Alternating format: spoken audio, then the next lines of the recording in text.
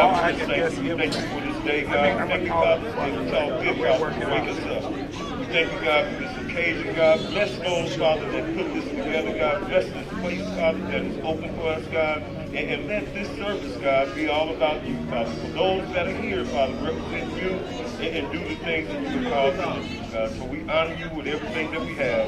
In the name of Jesus, amen.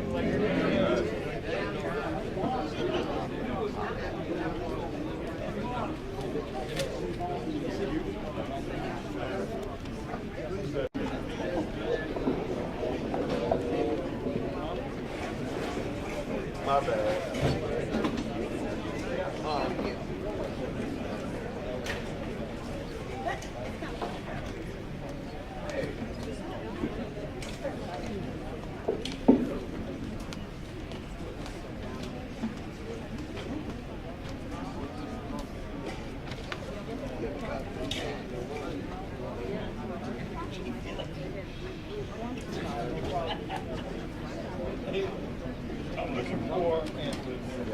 I'm looking for Mr. Sonny Gibson. Are you?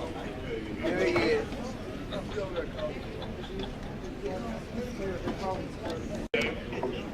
I got to turn that off. You all hear me? Oh, we can't. This is Enlightenment. Can you hear me better now? Dr. Gibson, it is an honor for me to be here today to offer libation, particularly at a program that is to celebrate activists. I honor you, first of all, for being the person that brought us all together, to the person that had the vision for this gathering, for AIDS and Enlightenment. I honor you for your life's work, that you exemplify character and integrity. You exemplify a commitment to our history, to rebuilding from the foundations of our greatness, to projecting us forward into the future as a full, productive, enlightened people. I honor you for your sacrifice. I honor you because you could have been doing many other things, but you contend to stand with us and lift us up even sometimes when we seem like we don't deserve it. And it's for that I ask for your permission to begin this libation so that we can move this program forward in your honor. May I have your permission, please? Yes, you do. Yes, sir. As a speaker came before me, Brother Dr. Calvin Rainwhite, we thank you for the prayer.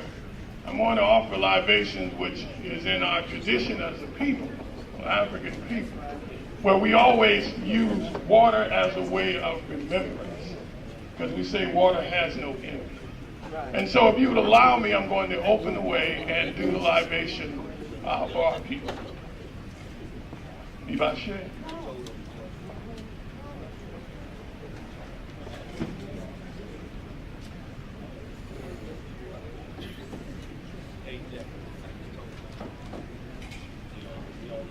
In the name of God Almighty, who I know in my tradition is a Voluma, we pour libation in remembrance that there is one creator that has many aspects, of which we are an aspect of creation.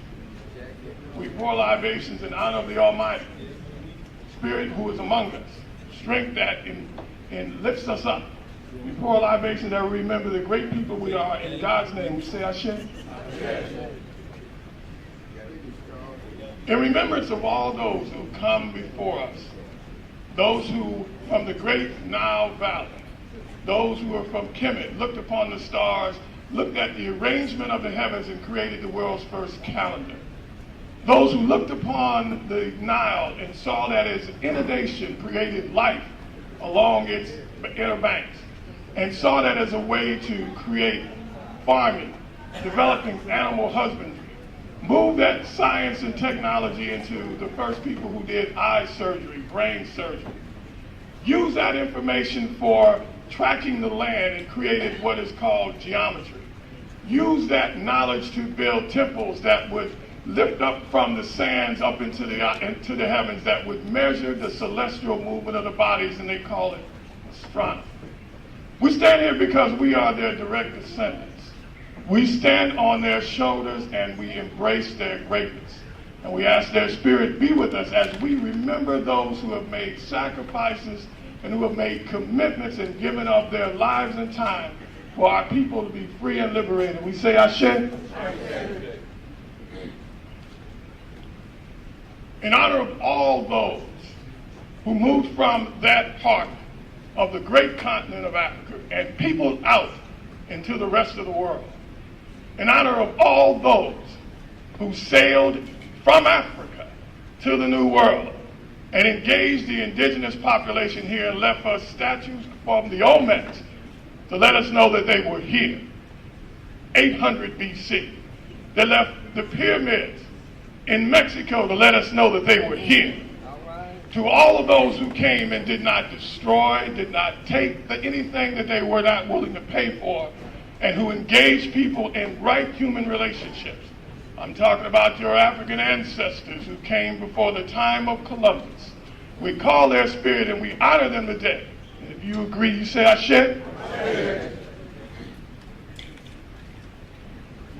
To all of our ancestors who engaged our enemies who came, whether they came from Holland, they came from Spain, they came from Portugal, whether they came from England, whether they came from France, to all of those who came to our shores and who wanted to steal our people to fund and move along their economy.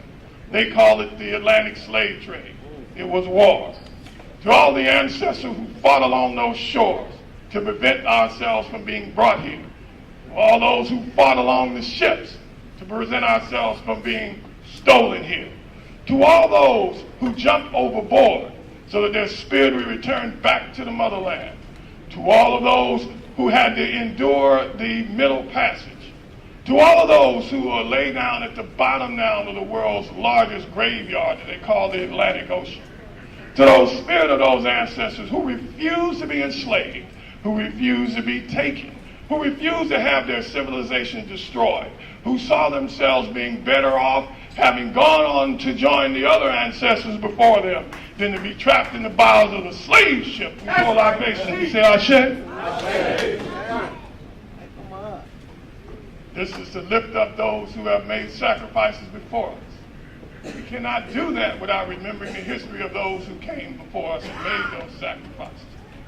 To all of those who spent from 1555 to 1965 on some plantation, some confinement, some way of being in prison, some way that had their life taken from them. To all those whose mothers were taken from them, to all those whose children were taken from them, for all those who have felt the whip of the lash, and to all those who fought for liberation, I pour libations in the name of Nat Turner.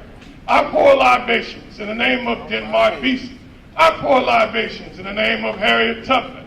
I pour libations in the name of all of those who understood that for us to be freed, it must be a generation of sacrifice, who understood that in order for us to be liberated, we have to see liberation as our first opportunity, to understood that there is a difference between liberation and plantation reform. I pour libation to all of our ancestors who made the ultimate sacrifice for us, so that we may sit here in remembrance and honor those who will come after us. If you agree, say Ashe. Ashe. I lift up this libation to Callie House.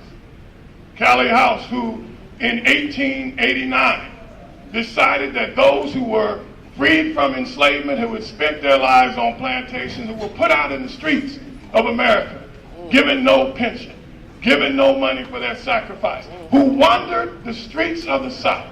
It was Callie House who put together the National Ex-Slave Mutual Relief Bounty and Pension Association, who raised up 300,000 people all over America, who contributed money for a pension for our ancestors. Y'all don't remember what it must have been like. You worked your entire life on a plantation. You liberated yourselves. Those who took everything from you gave you nothing in return and let you out on the streets. And it was Callie House that said that won't be the way. And it was Callie House who did that and wound up being imprisoned in Jefferson City, Missouri, And all she wanted to do was provide a pension for her ancestors who had suffered. We can't have a celebration without lifting up her name. And it's the Cali House's spirit of commitment, sacrifice, and integrity for African people. I say Ashe, and you say Ashe. Right. Hey. Yes, sir. That's right. I pour this libation. I want to lift up the name of Henry Howard Day. That's a brother you may not have heard of. But he had an organization called the Loyal League. These were Africans who organized from 1840, preparing themselves for the war that you all call the Civil War, that they call the War of Liberation. And in Canada, in a place called Chatham, Canada, they had a base where they trained liberation soldiers. And I'm telling you that Harriet Tubman was on that base. I'm telling you Denmark Vesey went to that base. I'm telling you that Frederick Douglass went to that base. And they stood there. And then when they sent Denmark Vesey to meet with Abraham Lincoln, and Abraham Lincoln pleaded, said, we're losing this war. We need African soldiers to come in and fight on our behalf because the South is defeating us. And I'm telling you that Martin Delany told him, I won't enter into this war unless this is a war about freedom and liberation for African people. Right. I don't care nothing about uniting the states. I don't care nothing about saving the Union. But if we're not about freeing African people, we're not in this war. And it's to Martin Delany and Henry Howard Day and the Loyal League, we pay this libation and we pay respect to their contribution. Ashe? Hey. And brothers and sisters, now I pour this libation to all of your family members. None of us would be here if it wasn't for people in our direct line, our direct ancestors, who either got us up out of Mississippi because it wasn't a place for us to be, who got us up out of Alabama because it wasn't a place for us to be, who made a sacrifice so that you could go to school, even though they didn't have enough to take care of themselves. I pour this libation because you stand on the shoulders of people who we just found out, over 4,000 of them lynched across this country, and there's not a memorial until this year for that. You wouldn't be here if they didn't live. I don't want you to take your life for granted. I don't want you to take what you have before you for granted. It wasn't given to you by anybody but them. And I will offer you this opportunity to call their names. And I'll start by calling the name of my grandfather, Henry Jackson, and his father, Henry Jackson, and my uncle, Henry Jackson, my mother, Anita, my grandmother, Anita Webster. Call the names of your ancestors at this time.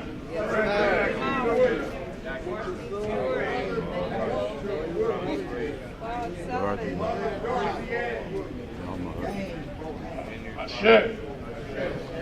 So for all the names that have been called and the names that we will never know, who made their sacrifice, their blood run through us, just as it did from the Nile Valley to the west coast of Africa, on the slave ships and on the plantation, that spirit of resistance run in us. And for all of those whose name we call and we can't call, we pour libations, we say Ashe.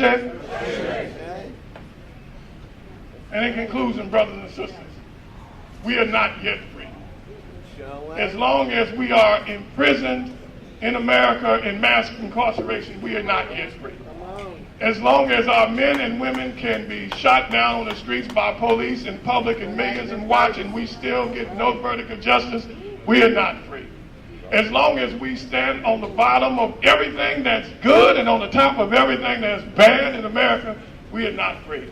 And so it is incumbent upon us to roll up our sleeves, to stand our backs up straight, to look out forward, to help sell our people back to themselves, and to make a way for the next generation. Let us leave footsteps in the sand that they can follow.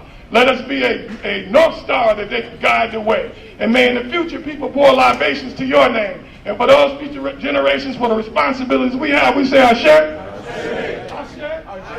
Ashe. Ashe. Hotel family meeting. Circle be unbroken.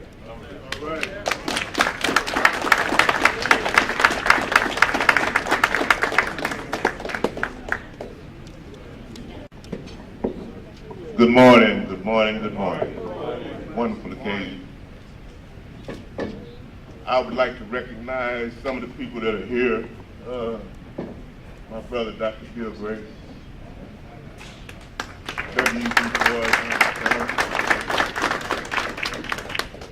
A man who started SAC 20, Social Action Committee of 20, Mr. Lee Bohannon. Who else do I see out there? Brother Zaki Baruti. Stand up, brother. Let him see you. He's a warrior. He is a street warrior. Yes, he is. Let me see. This table right here. I want all of you brothers to stand up. I want them to see y'all. These guys are street legends. They're OGs. This table is right here. Benny Ford. I'm going to call your name out if you don't get up. I'll call you. Benny Ford, Sam Dowdy, Michael, Brother Halim, Jack Rose, Chief, James Washington, Anthony Arnold. These are street legends. They are for real. And I'd like to introduce all of you to my grandson right here. This is Mario Goodrich, 5-star athlete. He's going to Clemson this year. I'm kind of breaking it up.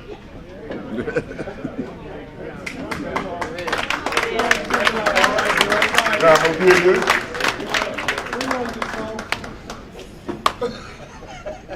But that's my daughter right there, Michelle. Stand up, baby. I got another son in here somewhere.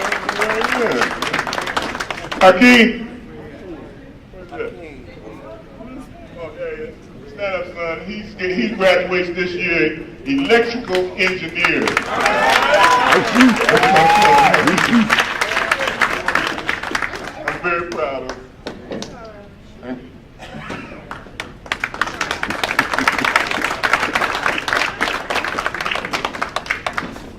Hey, let's give Big Mac another round. As a matter of fact, I might as well say it because it's the truth. All of us are here at Mike's pleasure. I mean, he worked hard, he developed this, he put it together, and these awardees, I mean, he knows him personally. I mean, he can get on the phone and call him anytime he wants.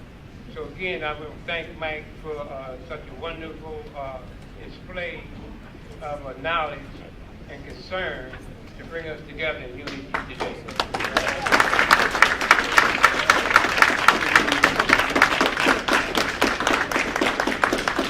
Now I'd like to introduce the man that is responsible for AIDS and Enlightenment.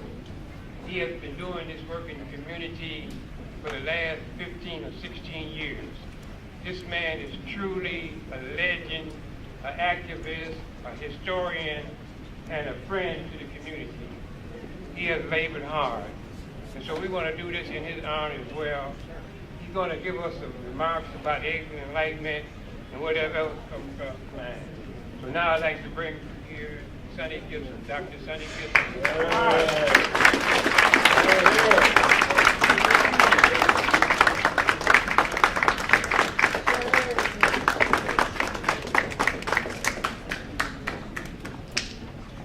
He deserves more than that. All right.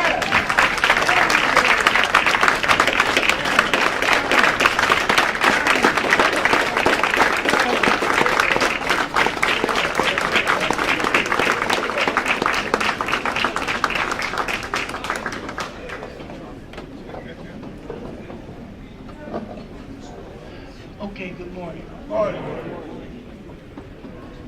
When I come through the door,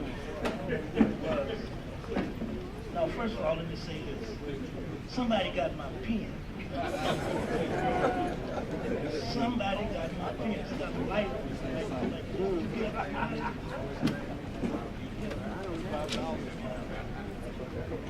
But I would like to have my pen back. Somebody got my pen. Okay, when I came through the door, somebody asked me, so where's everybody? I guess they was expecting to see. I told them we had a real problem with the publicity of this activist effort. Very difficult. But I also said that insurance companies like New York Life and stuff like that, they never sell a policy unless it's an employment situation at one of these companies. They always sell a policy one person at a time. That's what the insurance companies do. So then the aggravate after that is they got a lot of policy holes. But when you leave here today, you will be a part of the group. We're going to sell you this information about these activists who have performed here in this community and have been unrecognized over the years. Right. Normally, I have my notes and everything together. But I went off and I left it this morning. When you get my age, 80, you don't know nothing about what's going on. Changes so much. But as you look at the program, there are going to be some people who are going to receive awards, and I insisted that I present the award to them because I know some things that nobody else knows about these particular individuals. And I probably need someone to present an award to a person, and I got their comments about them. Some people have a hard time telling you things about themselves. They'll put you off and say anything. I'll write it down later, or call me, but they have some kind of unusual suspicion about you knowing about themselves. But these individuals that I'm going to introduce to you, I'm the person that knows about it. All right. So, first of all, let me just say that you don't have to be in a hurry. You can take your time. Nobody's going to rush you out of here because I'm on the board here.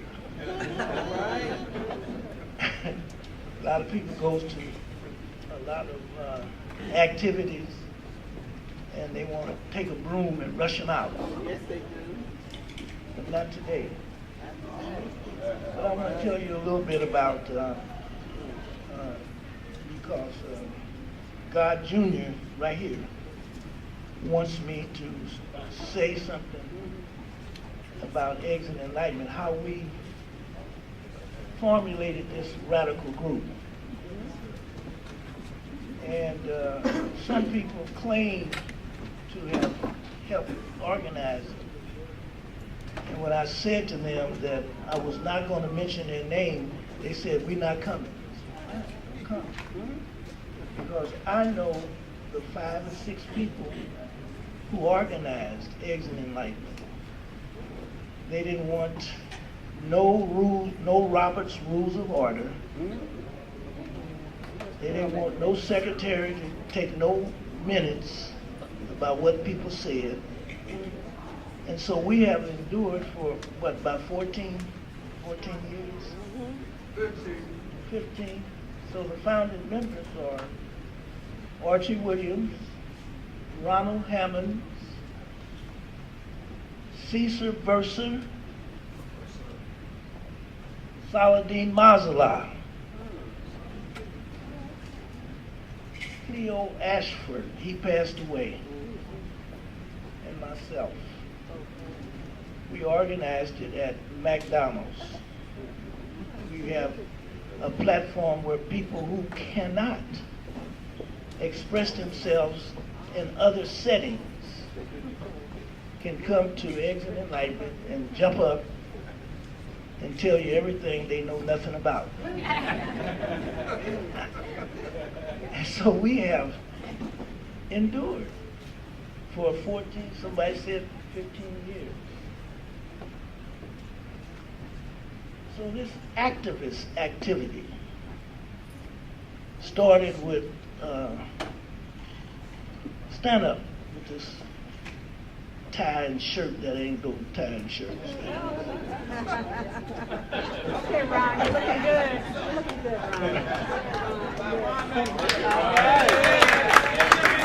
Ron. Ron Michael. That's right. Ron Michael So he's been doing this activist stuff for, what, 5 or 6 years. Longer than that? And so he comes to Exit Enlightenment every Friday, only when I pick him up. And he's never ready when I get there. But he convinced Michael Ali to have this activity like we are this afternoon. And so I know, based on the history, that Marcus Garvey was an activist.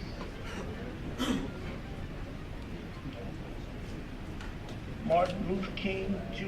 was an activist. Paul Robeson was an activist. I had a whole list of them wrote down, but I left it to today. But these are the ones that I remember. So what is an activist? An activist is a person who has direct, victorious action to accomplish a task that provides service and benefit to everybody but the activist. That's what an activist is. Collecting things, food, clothing. We have a person here that's out there on the battlefield every day. She got so now that she knows I'm sensitive, and she knows that she's got about 4 or 5 different personalities that come out. And so she'll call me and she says, I want to do this. What do you think about that? Teresa Perry. It's Teresa and Terry, whoever you want to talk to, whoever you want to meet. See them both at the same time. Yeah, you do it.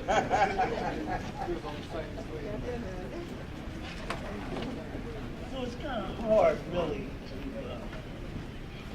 what I would consider a very definite definition for an activist who sacrifices their time and their effort on a day-by-day basis, almost at every meeting. Doing this, doing that, doing this and doing that. And me and Big Mike talked about it. She's one that these traditional organizations that exist in this city always come up with some of these different individuals that you never see, and they give them awards. So Teresa is one of the awardees today.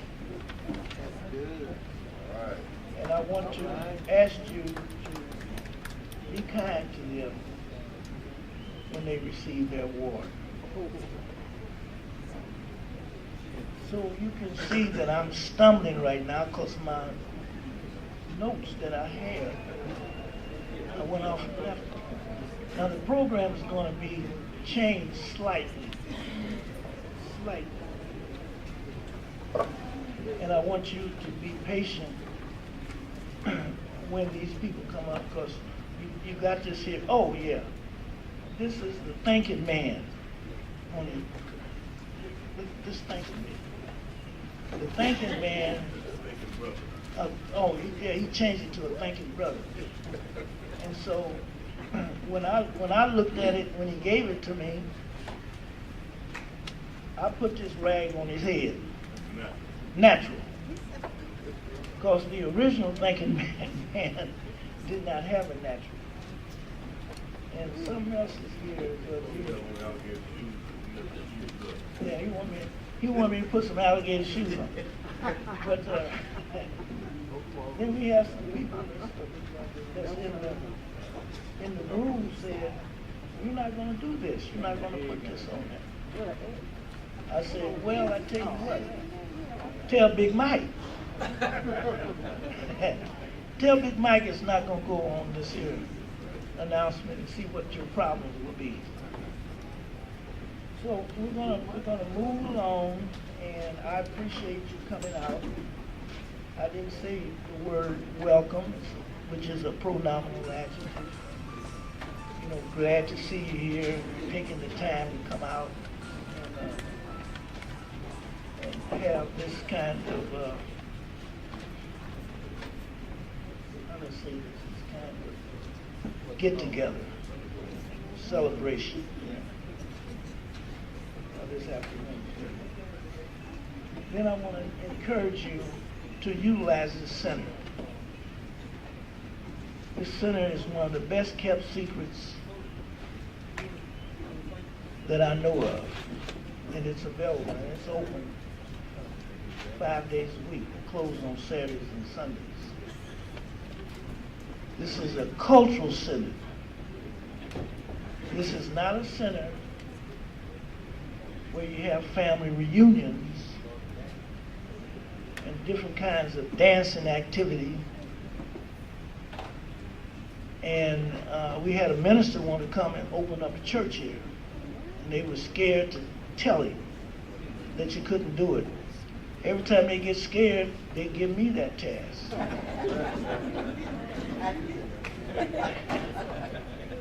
They give me the task. So utilize this center. Bring cultural programs so that we can present this to the overall community. I come out here sometimes during the week, walk through the door, ain't nobody here. No one's here. And I'm saying if this center can be utilized, it will be a benefit to the community. What your program and information is that you want to extend. So come out. Now they probably want to jump on me after this is over and say I shouldn't have said all of this. They want people to think that the center is going at 100% maximum, but it's not. It's not. And I'm telling you that it's a facility that should be used to the fullest extent. All you have to do is submit what your activity is and get it approved. Now following me will be the speaker. Now, I don't know how you got this thing going here. Will be my mentor from Kansas City, Kansas, Chester Owens. Yes. Chester Owens is, I just came again to tell you. When I went over to his house, in his basement, you can get a master's degree on information about things all over the world that relates to people of color. Chester inspired me some years ago because he owned one of the few, probably at that time the only one, a black bookstore on 5th and Quindara, I think. There for years. So he's really knowledgeable. So he will be giving you the speech on unity. But before he comes, here's another.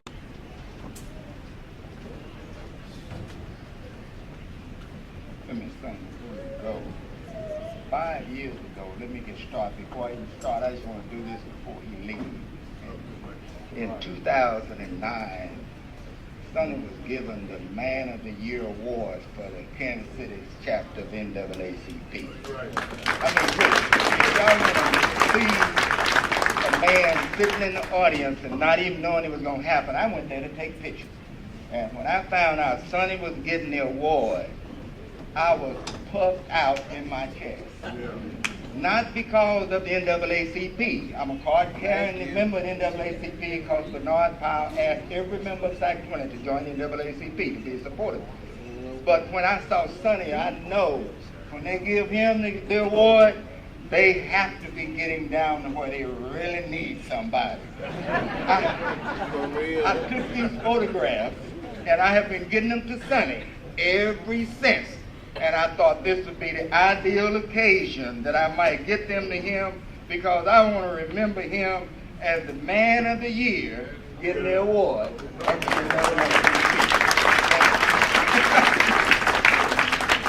They gave it to me because they didn't have nobody to steal. That's right. Hey, Sonny, congratulations to you, man. I love you guys.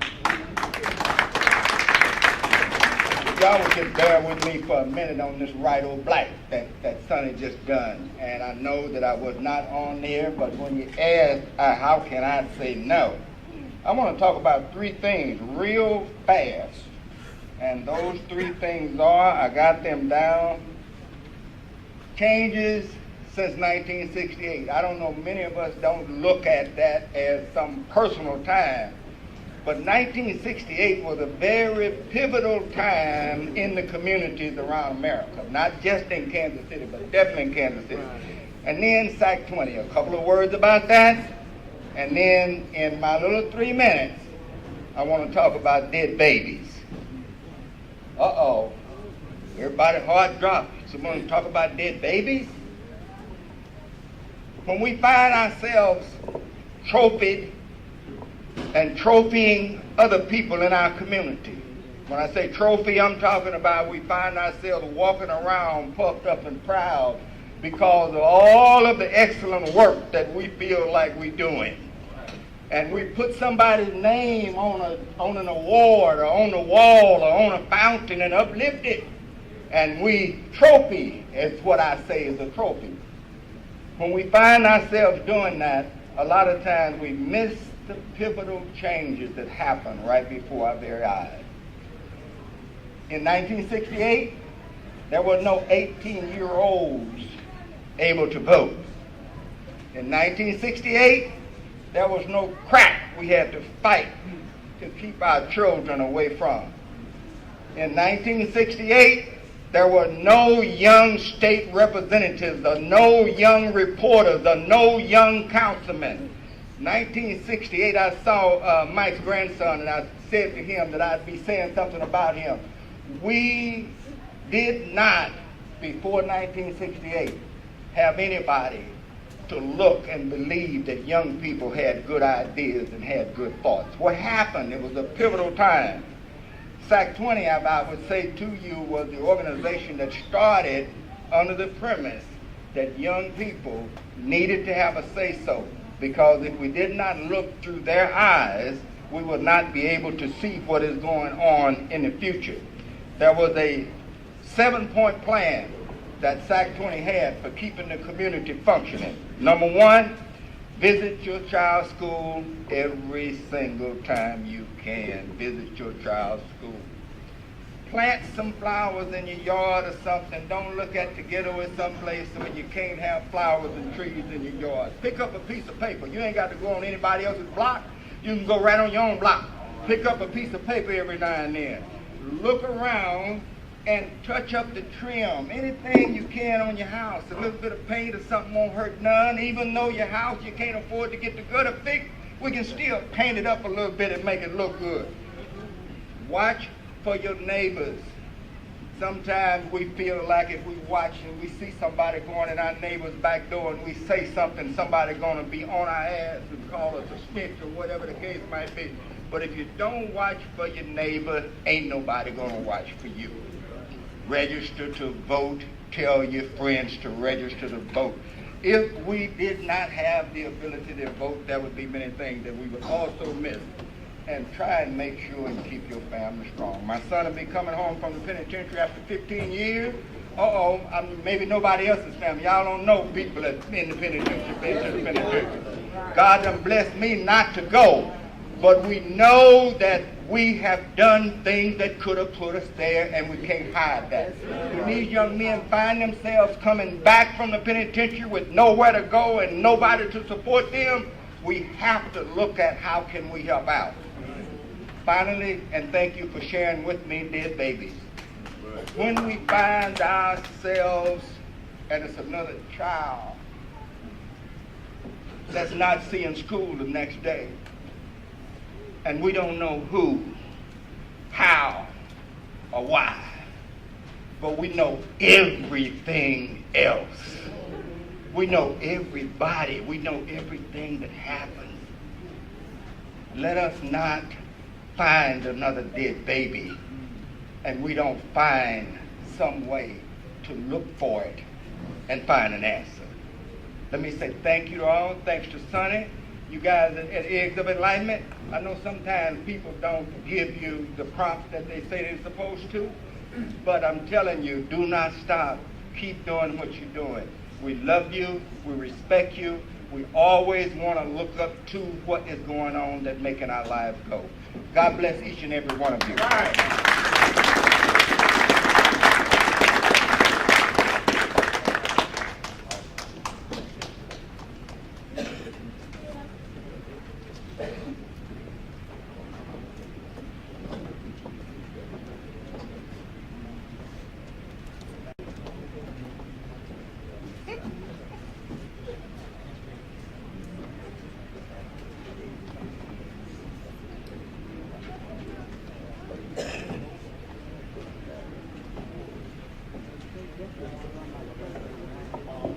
I'd like to thank my brother Lee Bohannon once again.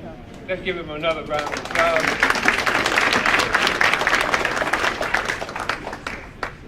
Also, Mike got a little emotional, and he forgot to mention the Honorable Eric Wesson from the Call newspaper is here today. Thanks for coming. A good friend of the community, supports us, does everything that we need and ask for. That is the Honorable Jacob Turk. And I had to leave yesterday kind of early from 8 to 11, but Mike informed me, and I didn't get your name, sir. What's your name? David Martin. David Martin. You running for some office? Yeah, for the Missouri House District 23. Missouri House District 23. Stand up. And let's give him a round of applause. I'm going to try to move through this real. Oh, down the way, Alvin Brooks, where's he at? What's Alvin at? Oh, okay. All right. Brandon Ellington, the representative.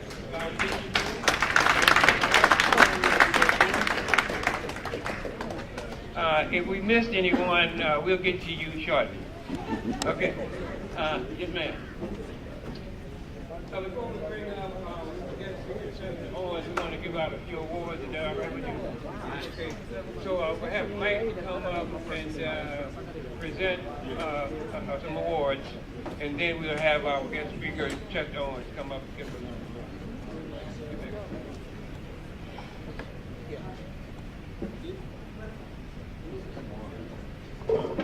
Thank you, brother. I want to apologize for a while ago. No.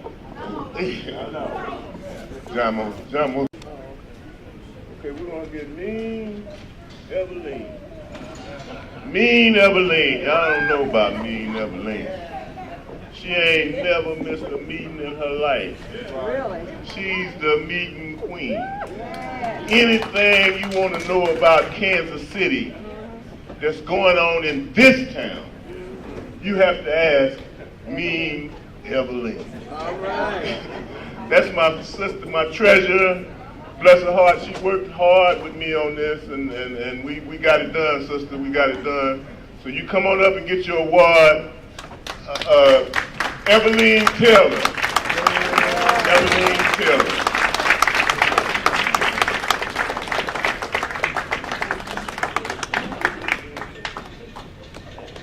Where's Julie Grant? Anybody saying? Oh. Just stand right here, lady. There's the poem. Oh, I didn't read the poem.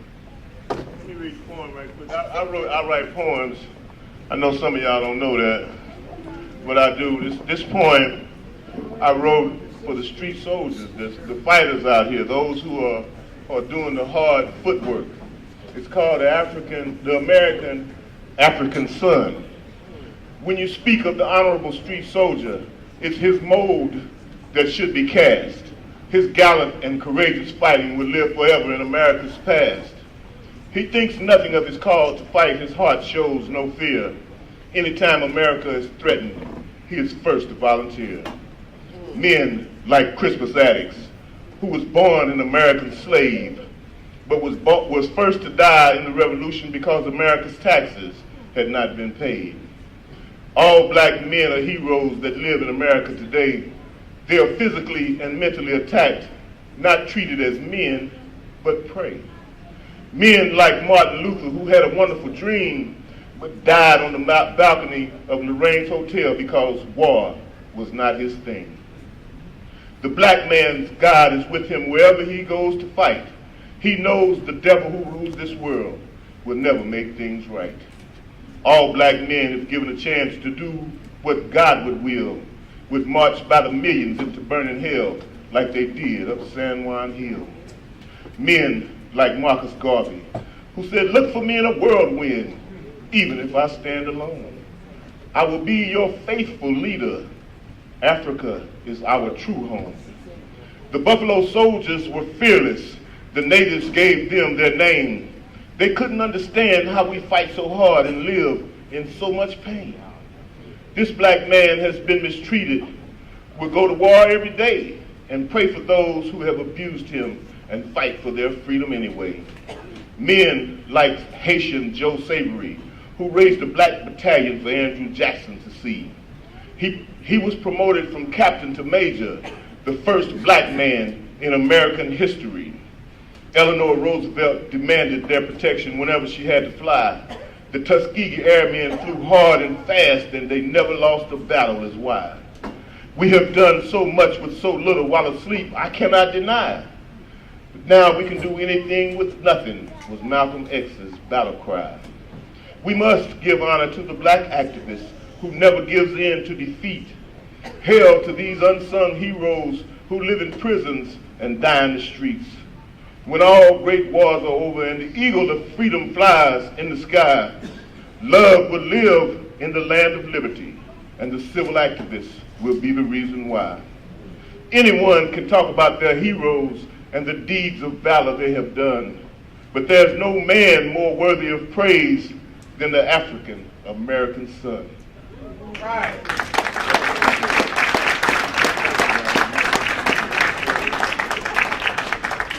You want to say anything? You want to say something? She want to say something. She can't stop talking. I would just say I wrote a few words so I wouldn't babble on in the form of a thank you. I am humble and appreciative to receive this award. I would like to thank the AIDS and Enlightenment group and the committee for believing that I should receive this award. I would like to thank the Bruce Watkins Cultural Heritage Center for allowing this event to take place. There is a spiritual verse in the Bible that says, "Let your light shine so that others will see it."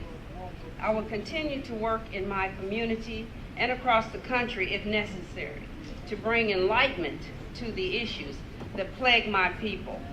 I will strive to expose those who are detrimental to my community and city. Along with God, help all things are possible if you believe.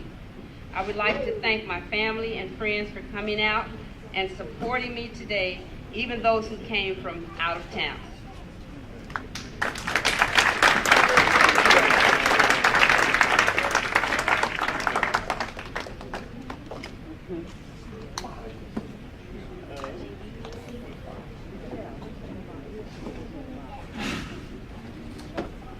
Okay, come on, Ron. How's everybody doing? Are we celebrating community activists today? This is our celebration. It would be nice to me that people were so bad. I'd like to introduce none other than Ms. Candace, the First Lady, Weston, and the KC Health Program that she does. A lot of people don't know.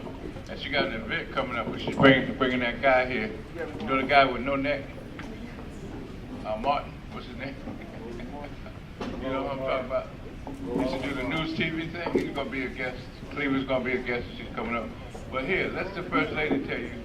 Yeah, Roland Martin. She's going to have an event in June. I'll buy those tickets. Miss Weston.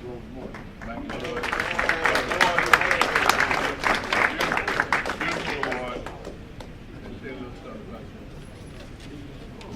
Okay, really quick, again, I'm Candace Weston, and I have an organization where we assist women who were formerly incarcerated, because I intimately understand what formerly incarcerated women go through. I was one who was sentenced to 20 months in a federal prison, never been in trouble. I was on a case with 2 other people. However, the system made me out to be the leader. So once I was released, I was in search of finding a program that could help someone like me, a black woman who's never been in trouble. But I came to find that I had to become that very thing that I was in search of. So with my program, you know, I help those that has been victims of the criminal injustice system. And I thank God for what I do. I thank Him for the vision. I didn't like the path that was chosen for me, but it was chosen all the same. So I thank God for what I do, and I appreciate the Exit Enlightenment organization, the committee that chose me for this award. And while I'm up here, I will announce that on June the 15th, Friday, June the 15th, we will be hosting a reentry gala event where our speaker is CNN political correspondent Roland Martin, and then also our very own Congressman Cleaver. And also we have an advocate who will be speaking, Christine McDonald, and also along with Bishop Cortez Vaughn, who is a Grammy Award nominee. So any of you that would like to come out, feel free to visit our website, www.thehelpkc.org, where you can purchase your tickets, or feel free to call me at the office, 816-227-6020. Also, if you know of any women that have been impacted by the criminal injustice system, that have felony convictions, have them give me a phone call. If they need that secondary support system, have them call me. And again, I thank you guys for this award. I truly appreciate it, and continue to pray our strength as we continue to help the women in this community. Thank you.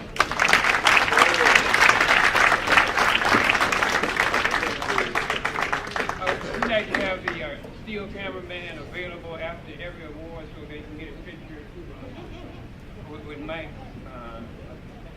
So we get extra something.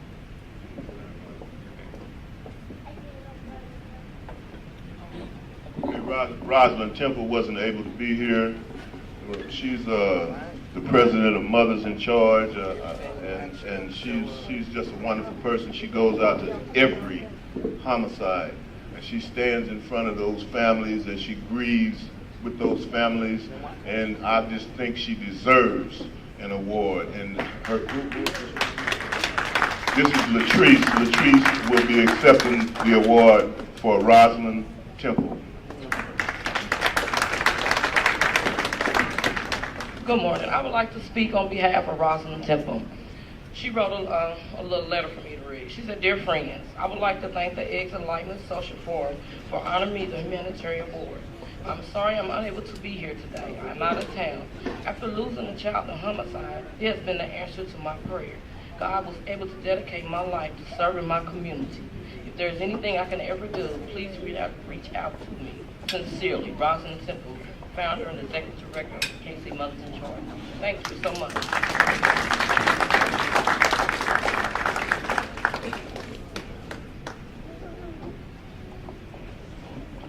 Now we give an award to a person in our community. He is so outstanding that he does not need an introduction. All you have to do is hear his voice and you know him all over town. As a matter of fact, we heard him earlier giving a libation. Award that we think is overdue from our committee to one of the great personalities here in Kansas City, the Honorable Ajamu Webster.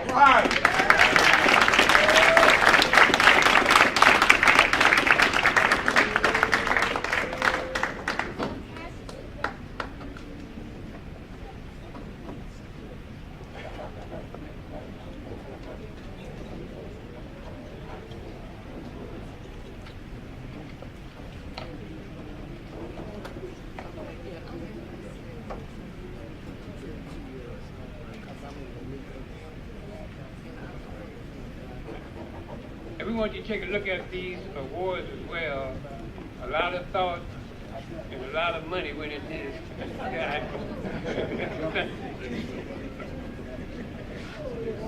Very quickly, I just want to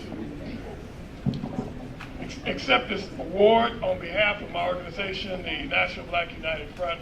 Been in Kansas City now for 38 years. And take this opportunity to announce that in October I'll be stepping down from leadership, but we're training a whole new group of leaders who will be ready to take up the mantle. So I want to, no, this is a great time. It's a great time. So I appreciate this award. I thank you all, and I look forward to continuing work in this community. Thank you so much.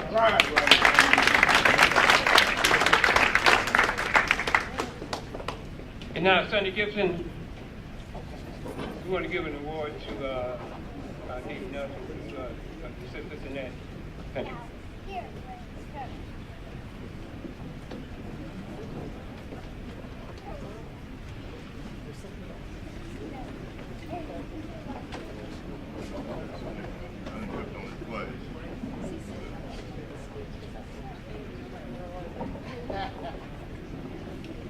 David Nelson, a member of Eggs and Enlightenment. And he has, since I met him,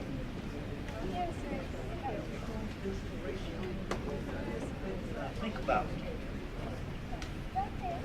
And I'm going to read something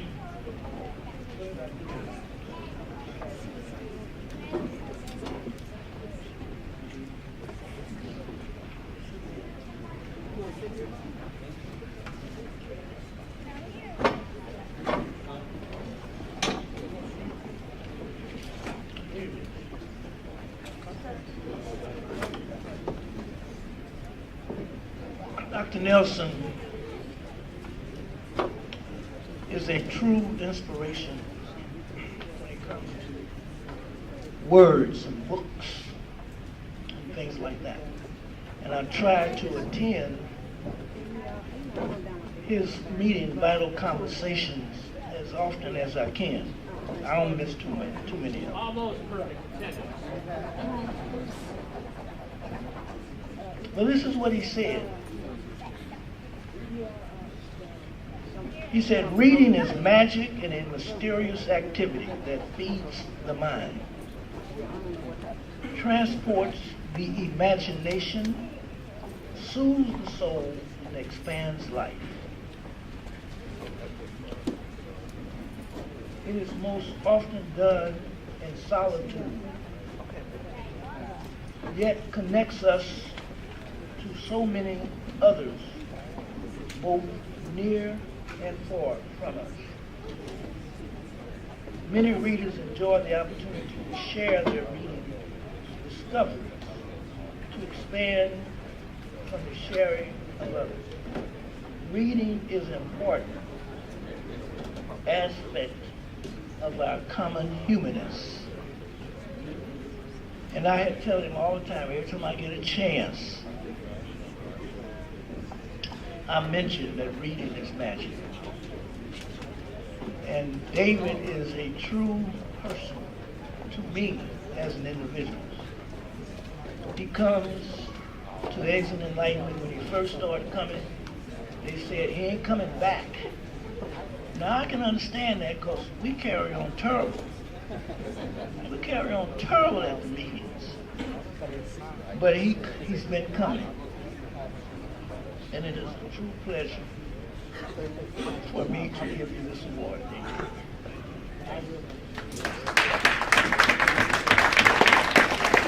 Thank you, Sonny. Thank you, Eggs and Enlightenment. It is one of the gifts of my life that I live in Kansas City, and I can look out at the beautiful black and brown and yellow and red and white faces and call you my sisters and my brothers. The purpose of a vital conversation is not to win an argument, but it's to win a friend and advance civilization. Thank you for letting me advance civilization with you, Sonny. Thank you.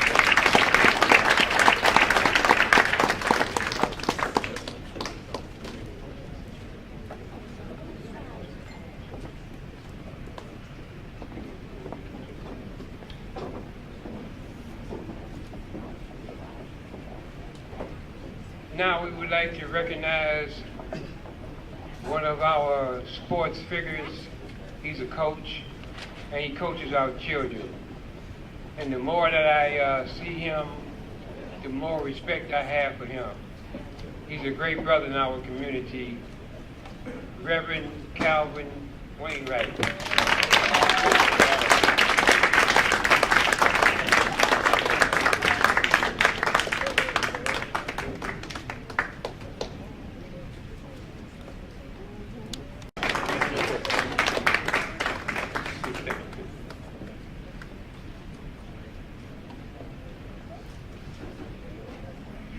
Good morning. Believe me, this right here is something that I'm going to hold in my heart for a long time. You know, every morning you wake up and I just ask God, what do you want me to do? And that hook has been sports. That hook has brought me to where I am today. You know, playing baseball, football, basketball growing up, you know, that kept me out of trouble. And so young men, young ladies that I deal with on a day-to-day, that's the hook. Get them in, they can get life skills, they can get career development, they can get manners, they can get education through that hook. And so there's a lot of parents that don't want their kids to be involved. Believe me, get them involved in some things, because once you're involved, you're around positive people that want to go places. So I thank Eggs of Enlightenment. I honor these young men, all these young men. Every Friday, I know that I can hear argument. I know I can hear debate. I know I can hear love. And I know that I can hear the gavel. And I know that down there on 14th and Prospect, there's some honorable people right there. And I appreciate every last one of them. In the name of Jesus.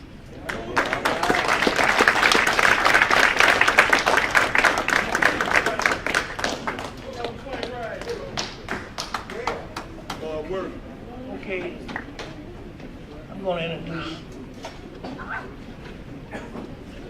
my brother, my inspiration to do things. And as I said earlier, he was one of the few people in the 60s that owned and operated a black bookstore on 5th and Quindara in Kansas City, Kansas. He's my mentor. I get inspiration from him when I get a chance to talk to him. And I tell you that I wish I could see him every day. I wish I could talk to him every day. Because it's something that he's going to say to me that give me some inspiration to raise hell. Come on up, Justin.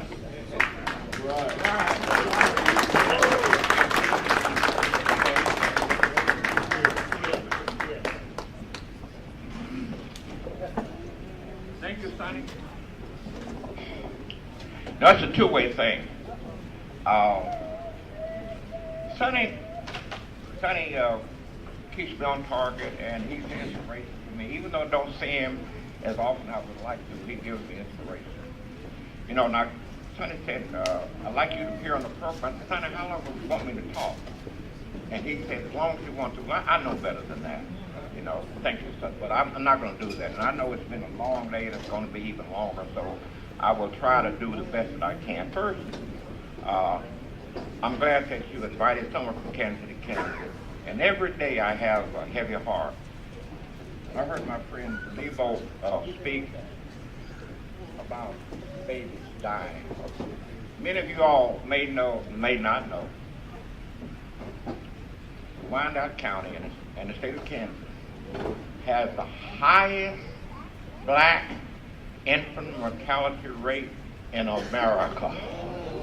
Not to say in Kansas, in America. And to my knowledge, there are only a handful of people, probably less than 5, that's attempting to do anything about it. Now, the city and the state would tell you doing all this, but they're not doing crap. I would like to thank the committee for inviting me, and I assure you that I do not take this opportunity for granted. I never do. Let me also say that I'm in the process of getting dentures, so I don't talk too I don't have any teeth. Okay, so Sonny's not laughing at it, but that's okay. This is a very important day.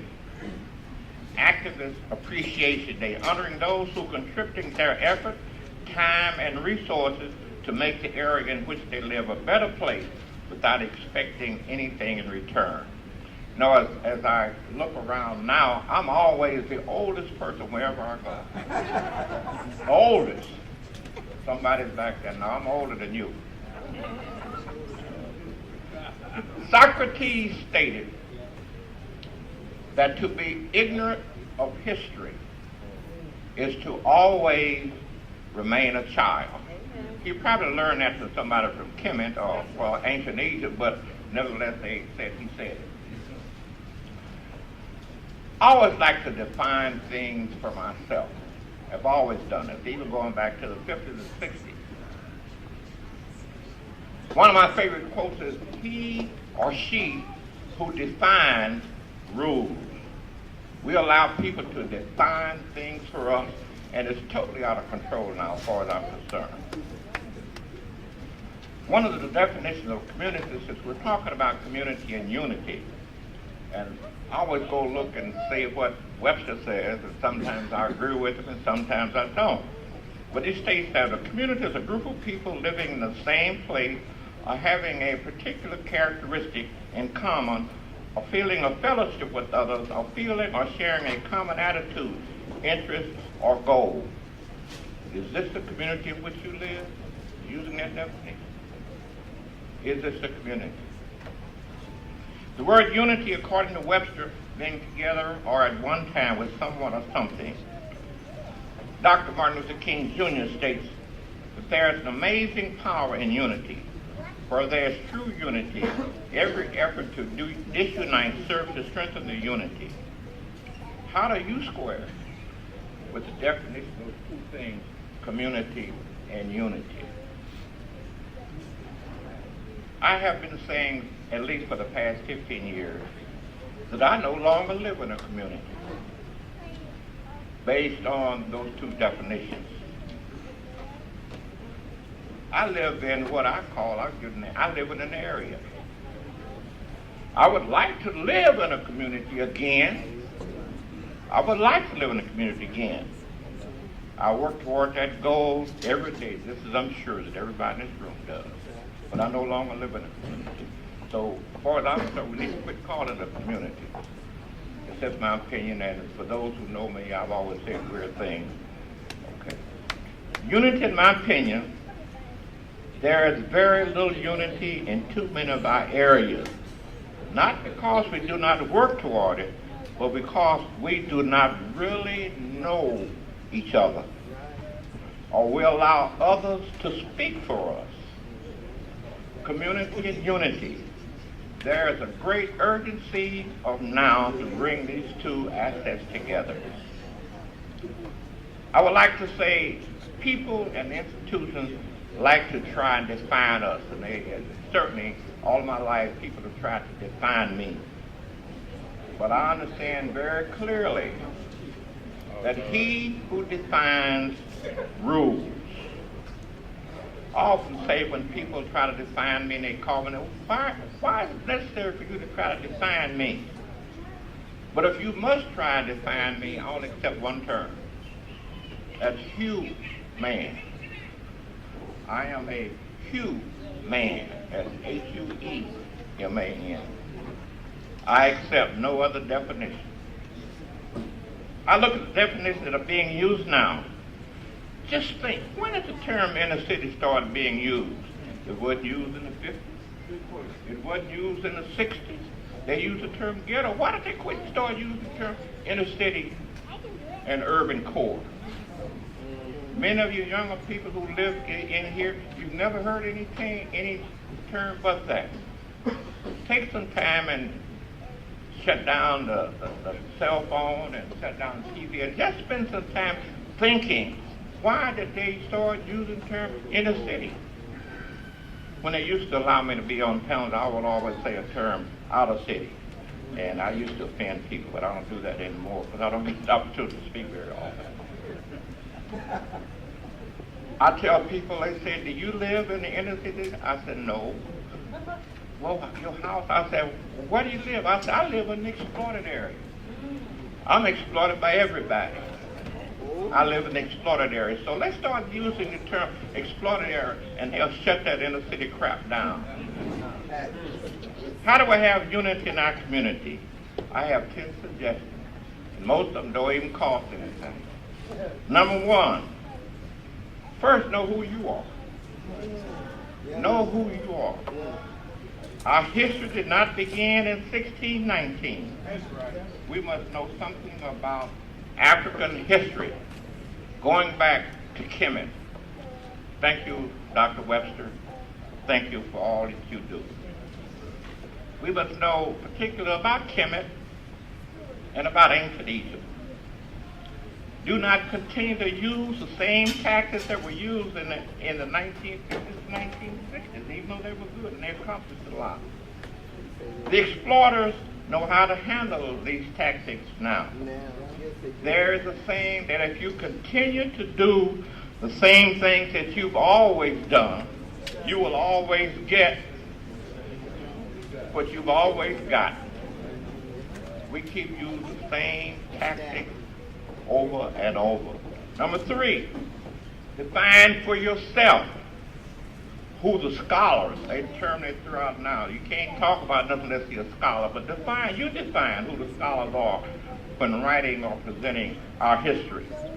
Number four, you, each one of you be the leader and act like a leader in the area where you feel most comfortable. We must not allow people to continue to find, particularly the media, who our leaders are.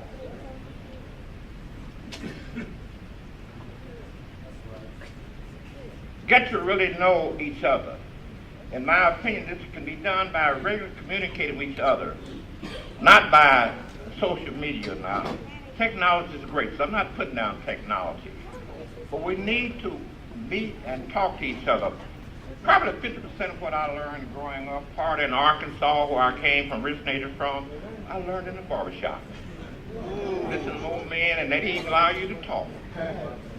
But look where we've come now. We've got young folks in this barbershop, middle-aged people in this one, and some like me that don't even need to go to the barbershop. You know, we need to look each other in the face. Up to 20 years ago, because we as Africans, we could sit and talk to one another and look each other in the face, and we could tell when they was lying. If we was lying, we could tell. You can't do that now. I talk to some friends and they tell a lie, and you know they're lying, they look just as serious.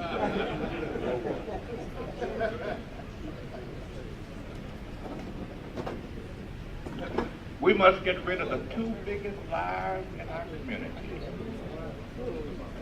They heard, or they said, and I heard. People come to me and say, you know, Chester, I heard. I said, who you heard it from? And they'll say, well, I can't tell. I said, well, then don't talk to me about it. Now, I take my friends Sonny and Archie, and if somebody came to me and those two individuals and said, you know, Sonny did this, and I'm saying, I don't believe that. Can I go talk to him about it? Would you build? And that ends that conversation. Well, those two things help destroy our community. Number 6, go limp on some issues. In the 50s and 60s, I was a member of CORE. Never did go to jail, but we tried, but they wouldn't put us in jail. But we learned in CORE, if you were out on the street, you know, if they would grab you, because we went through training stations, particularly when they had the National Convention of CORE here in Kansas City in the 1960s. When they pick you up and take you to the paddy wagon, they just go limp. And that would make it very difficult for them to pick you up. So some of these issues we need to just go limp on. And that would wear the hell out of them. Spend time with our young people and really listen to them. Rather, when they're talking, try to just come up with an answer. But listen to them and go home and think about it even before you react to it. Number 7, read books. Is Alan still here? Okay. Alan, many years ago, Alan, how many of y'all know that Alan was head of Corps here in Kansas City, Missouri? We used to interact back in the 50s and 60s. But Alan and I was on a program, I think, up at Park College years ago. And we both came to the same conclusion. Read books. And this book, In a Matter of Color, by Judge A. Leon Hickenbottom. This must be required reading, as far as I'm concerned, to really get an understanding of what's going on in this country today. First, we need to know who Judge Hickenbottom is if you don't know who he was, but read this book and we'll better understand why some things are going on today, why the white community react, and even why we react. It's all nothing about a book of laws.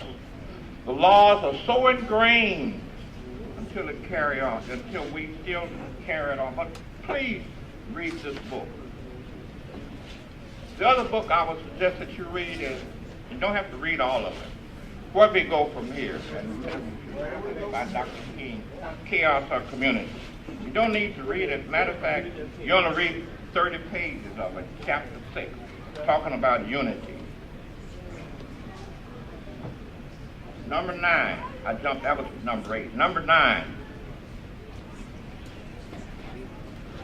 start a national campaign.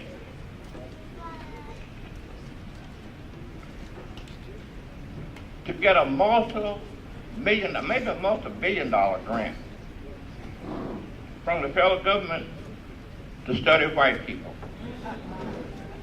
Now, I don't mean this is a racist term. I don't mean that. But we have been studying and studied since 1619. That's 399 years. Now, you would think that would be an answer, but there's not an answer.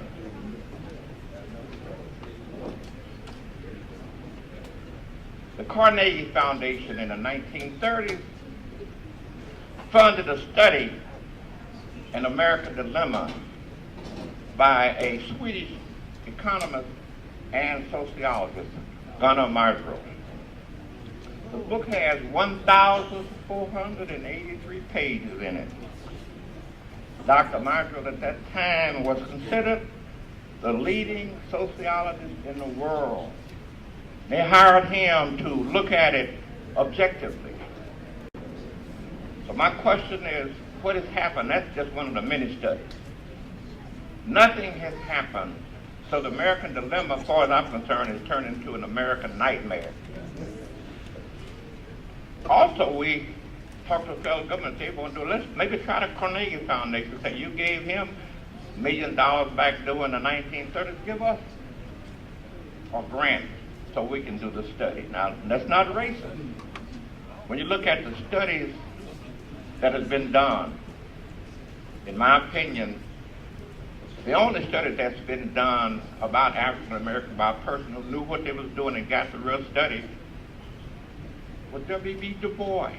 But it was only one city. It was called the Philadelphia Negro. Well, he sat around the table and talked to people. Now we go, people take some statistics that somebody else gave them and they come with all this crap. It don't mean nothing.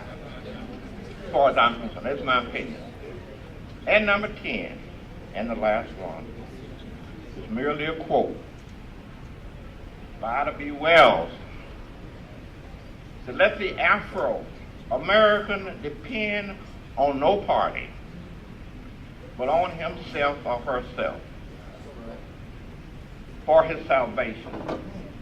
Let him continue to educate and above all, to put money in his purse. When he has money, and plenty of it, parties and race will become his servant. I thank you for allowing me to speak. Thank you so much. Thank you.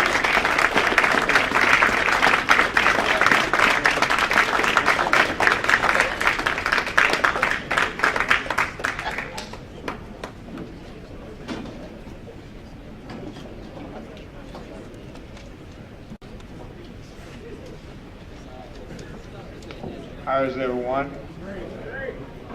Good. First of all, I want to thank Eggs and Enlightenment, and also my big brother over here, Brother Mike, for bringing on this awards events today. And you know, while I'm up here, before I bring my dear sister to receive this award, is that, you know, when you're in a struggle, you know, it takes a lot of us to pull each other up. Is that right? You see? And what I learned in this struggle is that it makes no difference whether we disagree or agree with each other. But we should have the common knowledge of how to sit down and come up with a solution what is best for all of us, right? Because it's not about an individual, it's not about an individual. It's about the whole. And I had a, excuse me, I had a conversation with a couple of brothers about, you know, and they was talking about religion, you know, because, you know, it's always something that we get hung up on. Is that right? And the reason I say that is because, you know, when you really think about it, see, lip service is easy. You see, I can say I'm this and I'm that. But your works and your deed determines who you are. You see? It ain't got nothing to do with all of these labels that people put on us. You see? Because I can come and say, well, I'm so and so and so. But if your works and deed does not prove you are that person, then it really means it's moot. It really means nothing. You see? So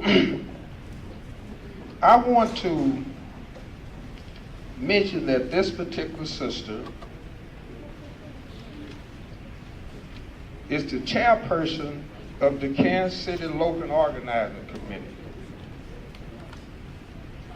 And this committee came out of the commemoration of the 20th anniversary of the Million Man March. Now, we always talking about history.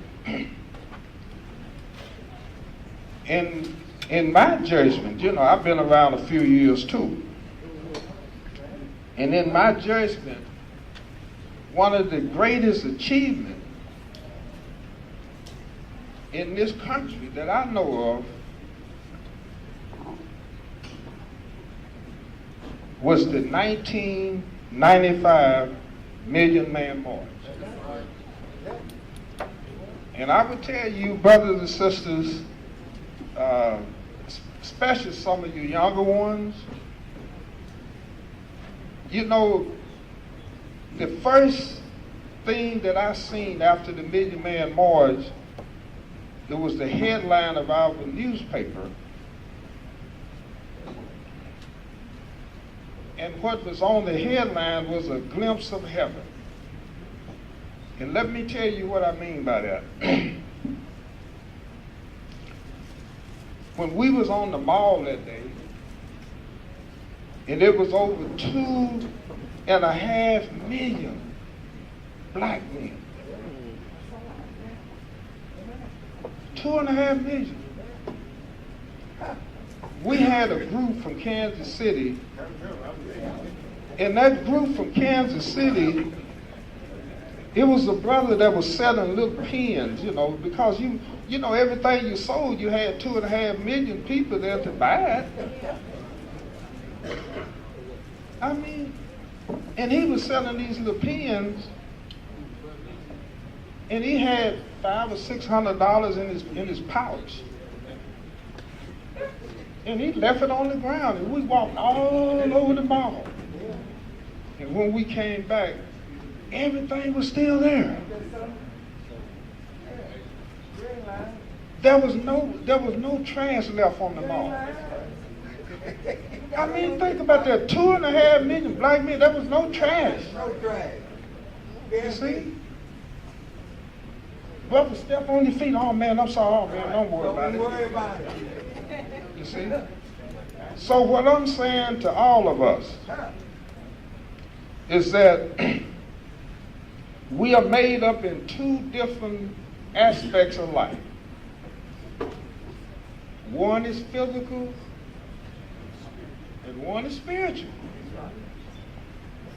And the reason that we live in a world under stress all the time, and you're living with this, and you're trying to do this, and you're trying to do that, and what happens is, if you don't have the spiritual side of your life, you don't have nothing to cope with. You see? In the spiritual side, if you don't have nothing to cope with, that's how come you see so many people out there say, well, they mentally unbalanced and they mentally unstable. You see, because you don't have that spiritual side, you see, to cope with the mental aspects and the mental stress that you go through.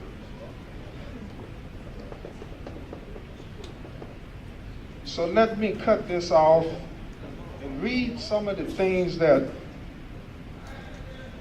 this sister have been engaged with in the community here in this city. As the chairperson of the Kansas City LOC committee, she coordinated the 10-10-15 bus trip to Washington, D.C.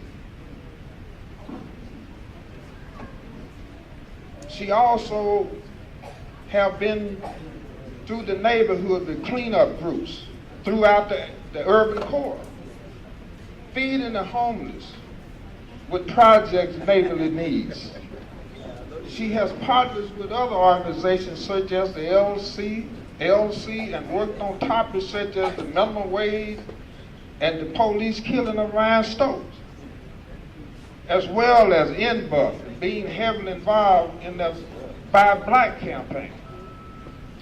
She has made it her goal to bring arts and culture to our community through poetry events held at local black-owned businesses. She has also pushed black entrepreneurship with a new annual Black Summit titled Blueprint to Success. And lastly, she has worked in conjunction with a branch of the KC LOC called the 10,000 Fielders. And what the 10,000 Fielders is that, see, we look for everybody to do what we need to do for ourselves. And what the 10,000 Fielders was for is to combat the violence in our neighborhood. You see? Why would anyone, in other words, if anybody in here, if you would walk to go to a restaurant, and then somebody tells you, well, man, I don't want you in here. What is the most sensible thing to do? I'm just asking, what is the most sensible thing to do is protest about going into this restaurant or go build your own restaurant. What is the most simple thing to do? See, and that's something that we have to learn, you see? Because if you do for self, you see, and depend on yourself, then you don't have to go and pick up a flag or and protest if you do for self. And I'm saying this is that that's the teaching of my teacher. The Honorable Minister Louis Farrakhan is to do for self. That's right. You see? And if it wasn't for doing for self, I mean, if I didn't have that wisdom and knowledge to do for self, I probably would be out homeless somewhere. Because my criteria is this, is that as long as the U.S. government prints some of the money, I'm going to make some of it. So at this time, would my dear sister come up to Sister Teresa Muhammad, would you please come up to accept this award?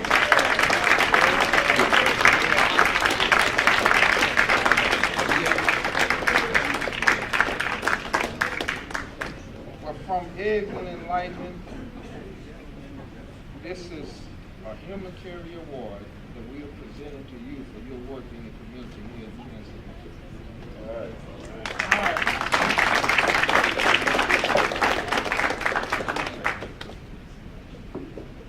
Wow, this is beautiful.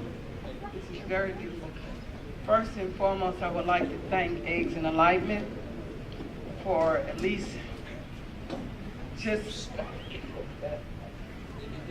considering what we're trying to do for the Kansas City Local Organized Committee. Where's Mr. Gibson?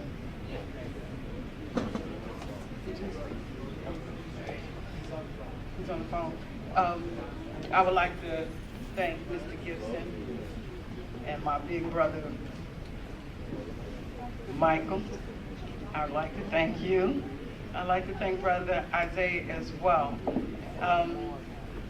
Real quick, I would not be here without the Almighty God, first and foremost. I would not be here without Him putting me in the womb of my mother. So I have to give grace and thanks to that first and foremost when it comes down to my existence here on this earth. I would not be the person that I am without my teacher, which is the Honorable Minister Louis Farrakhan, and his teacher, the Honorable Elijah Muhammad.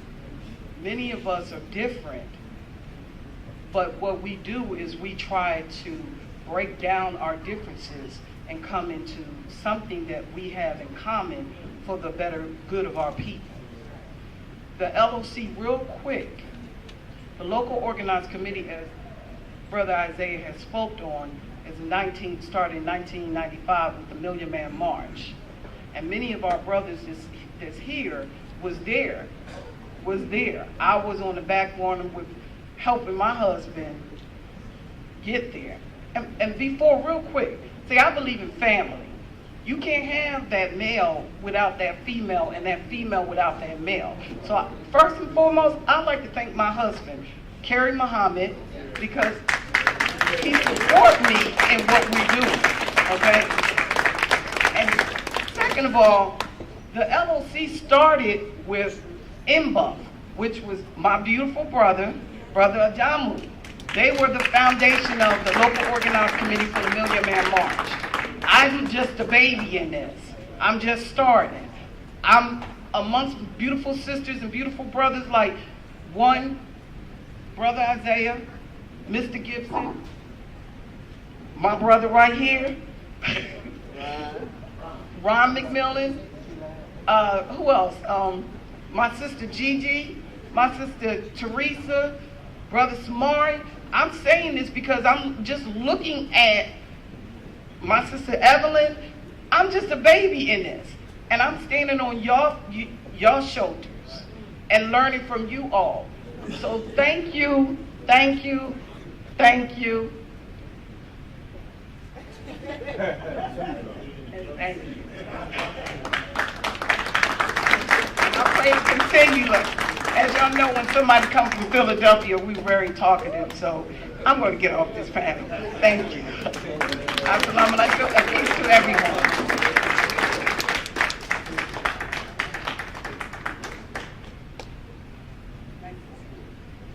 Turn it back over to the gentleman, Mr. Kareem. This next award, we had a dispute. I think we kind of solved it though. This man is so well loved and so popular in our community that everybody wanted to present the award to him. But as you know, only 3 of us can do it. But I would like to say my piece about his brother here and his wife. and like the sister said, you got to be both of them, the man and the wife. And she's a unsung hero in herself. And this is Mark Espy's wife. She's such a great person. I know personally, you all may not know, but she is a wonderful person. This is what makes Mark such a wonderful person himself. So, because of this nature of the award, and those that want to give it, Brother Sonny Gibson and Mike is going to give this award. Okay.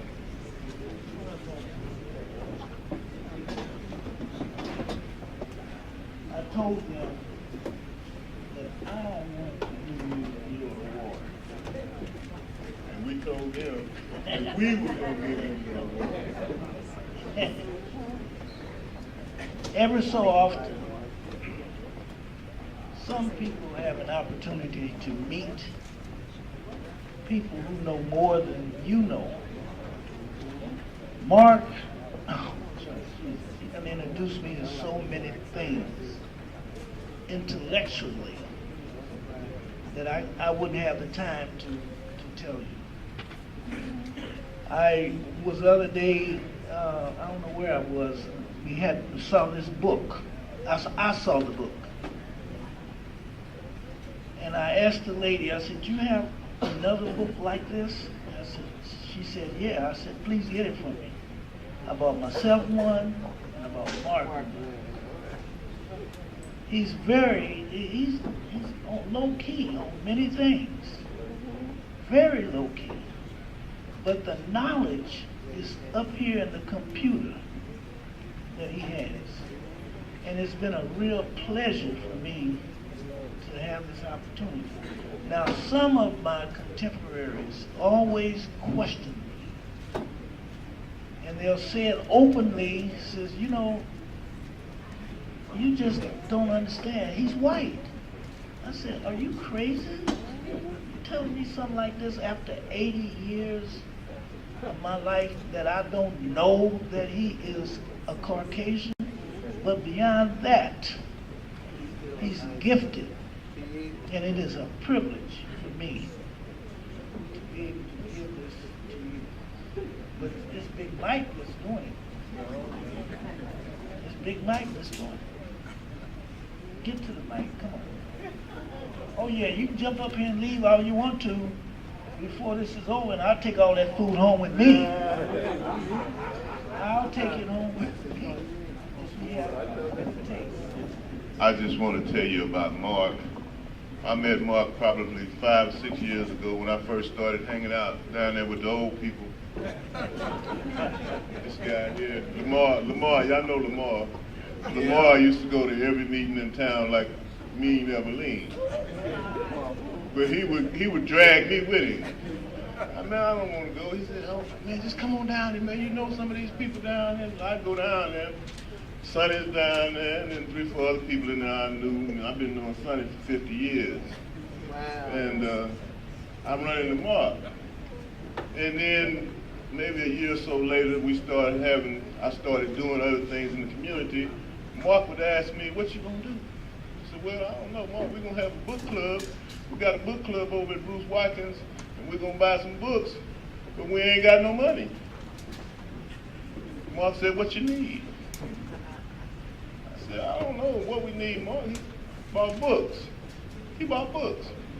We brought the kids over and had a thing downstairs. So this was a guy that, you know, I could look for and depend on. So later we needed computers. He said, "I got some computers." I said, "Wow, this guy here is all right."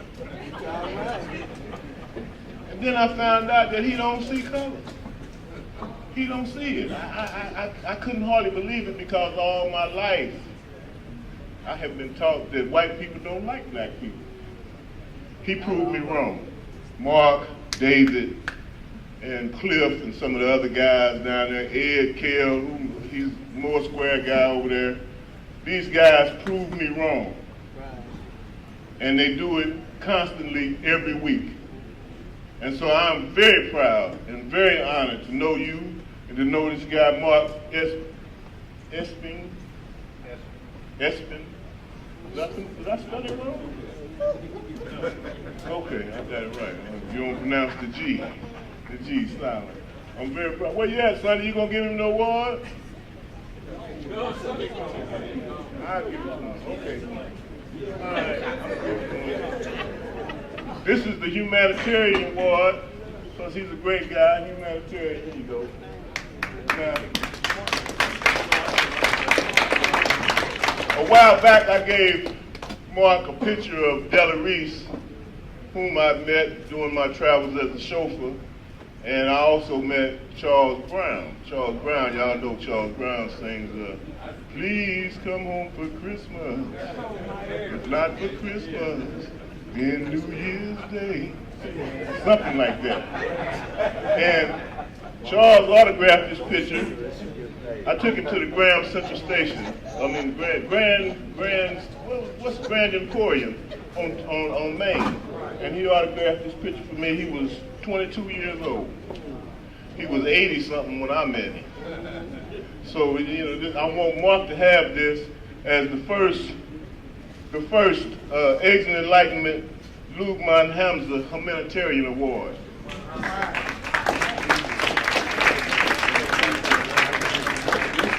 Say whatever you like.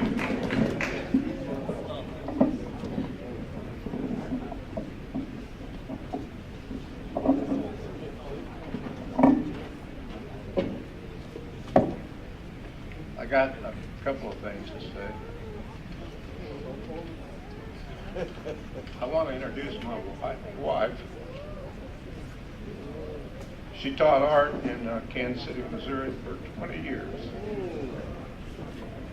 She backed every play that I've ever, every weird thing I've ever gotten in my head, she's backed it. One year she came home after the first day of school, and she said she'd been moved over to Attucks Elementary, the old school right around the corner from the call. And she said, when she got there, this lady said, well, you guys all know why you're here. And she raised her hand and said, no, I don't know why. She said, well, because you guys have caused trouble somewhere else, and they put all of you in this school. This is the last stop before you leave the district. When she came home, she was a little depressed, and I told her, you didn't get demoted, you got promoted. You got lifted up to be with a group of troublemakers.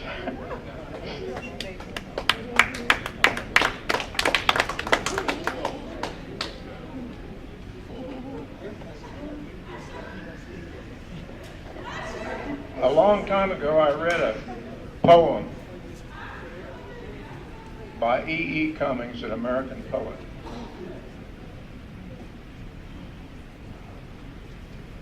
It's called I Sing of Olaf. Olaf was a Swede who was being beaten to death before he was lynched. And there's only one line in the poem that I remember. And that line is, there's just some shit I won't eat.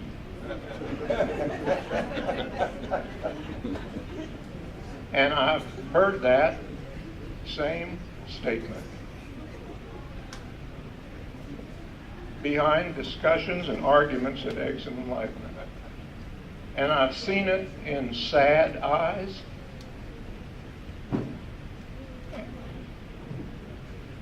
and in happy ones.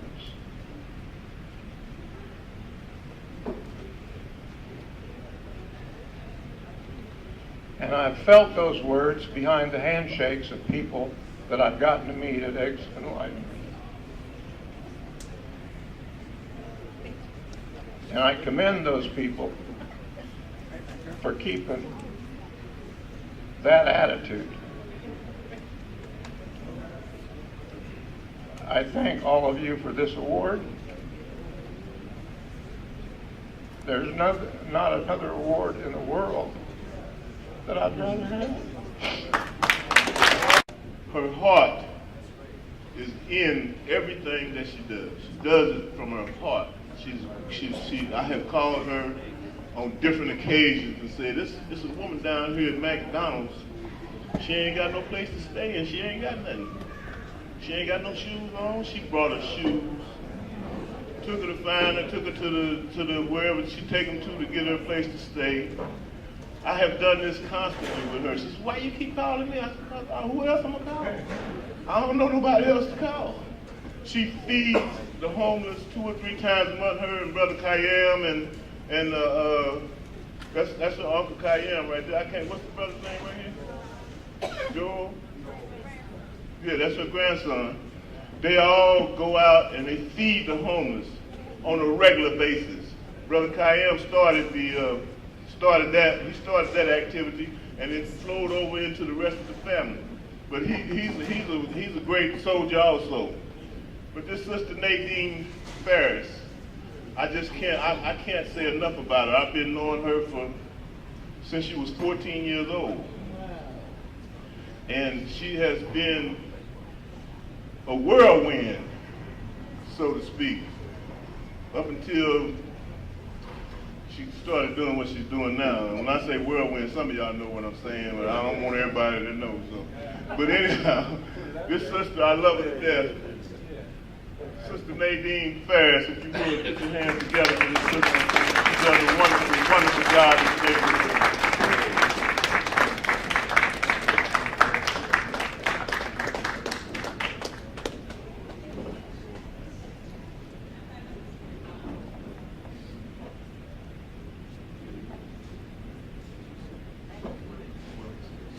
Greetings, everybody. I'm just going to say a few words. I stand here today, too, on the shoulders of, my ancestors. And I like to give honor and praise to my parents and my grandparents and my aunts and uncles that are no longer here today. And I really like to say thank you to my Uncle Kayem. He's one of my elders. That's my father's brother. And I'd like to say thank you to all of you, Aids of Enlightenment, and, the Black United Front, Brother Jama. They took me in under their wings, man, and I'm telling you, in 1990, and my life just changed forever. And what I do in the community, I have a passion for health and fitness. I do believe that we are what we eat. I do believe that we can grow our own food and prepare our own food. And my passion is with the homeless, and especially people in prison. I think that's all I'm gonna have to say. And Mike, you look so good today, Mike.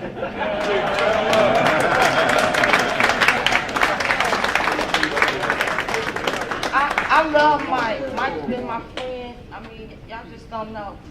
I'm not gonna stand here and talk about my past, but God is so good. I am so honored to receive this award. But all of my rewards come from you all and from God. And I'm honored. I'm thankful. And and I'd like to say congratulations to everybody else who has received the award. And thank you, Sonny. You're so young and handsome. That's a rocking horse. He's a rocking horse, y'all. Okay, next up would be, go ahead. Y'all got to go. Y'all got to go. Mark got to go.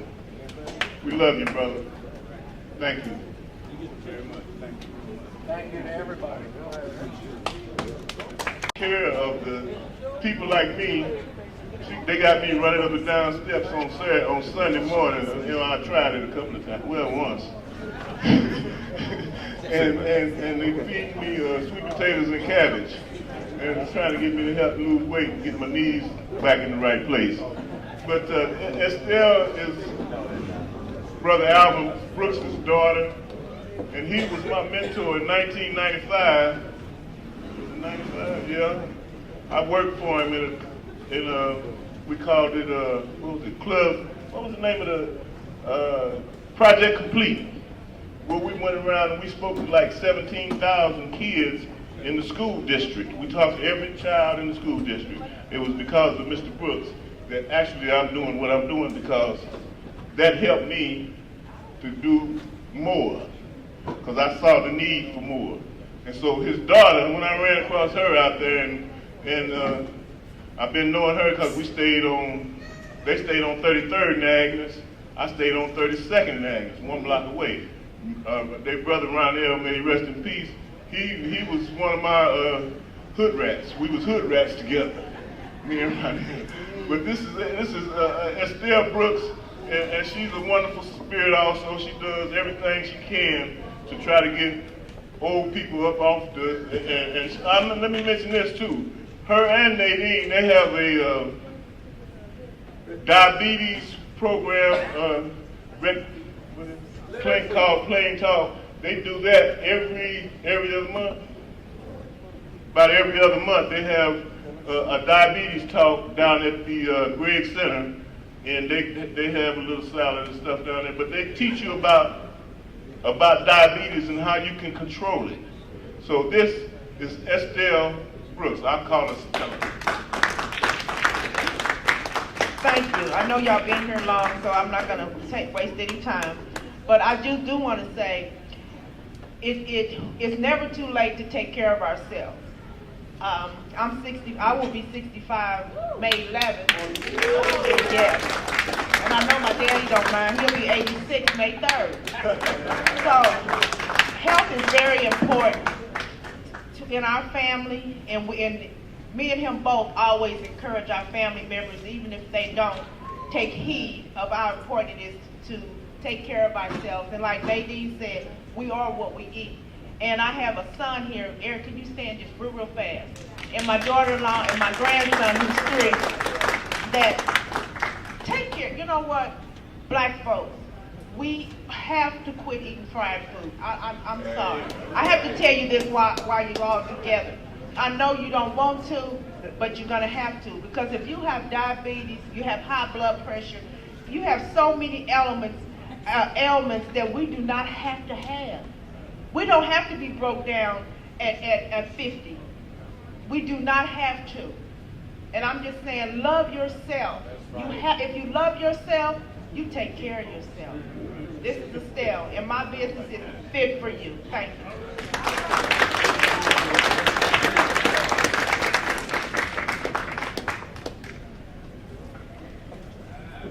Okay, now we're gonna get right on down out and get everybody out there. I know look like I see a couple of hungry people out there. They're ready to eat. So where's my help? Where'd he go?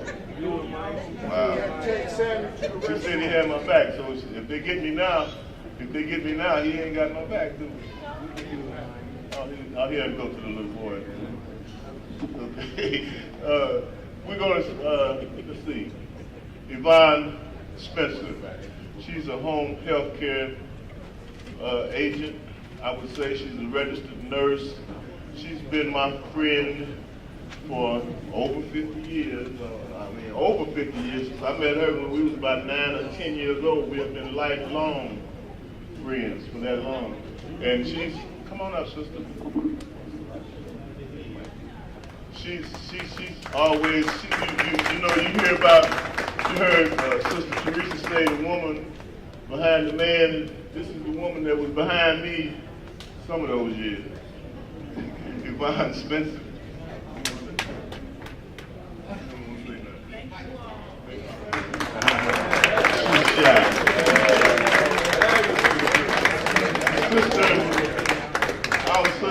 She helped us, me and Anthony Arnold and Miss Pat Arnold and who else was it? Lamar. They helped. We let's see, 2 years, 3 years, about 2012 or 13, we raised $5,000 worth of new clothes to give to the Restart people. We had 2 barrels of canned goods to give them at the Green Duck. Mr. Townsend gave us permission, may he rest in peace. And my sister Patricia Arnold, come on up, Pat. Anthony. Lamar. Lamar. gone. Is he gone? Oh, he had to go to a meeting, so Lamar's gone. This is Miss Pat, and not only does she help to raise funds and clothing and stuff like that, she do taxes. She don't want y'all to know that. She don't work for the IRS neither. This is Miss Patricia Jackson Arnold, my dear friend. Please be right here. And when I say I'm only going to be 2 minutes because my mother taught me discipline. But first I want to say, you know, I did not grow up here. I grew up on a farm in Centerview, Missouri near Warrensburg. My husband, Anthony Arnold, said, well, what did you do? You know, it's a 140-acre farm.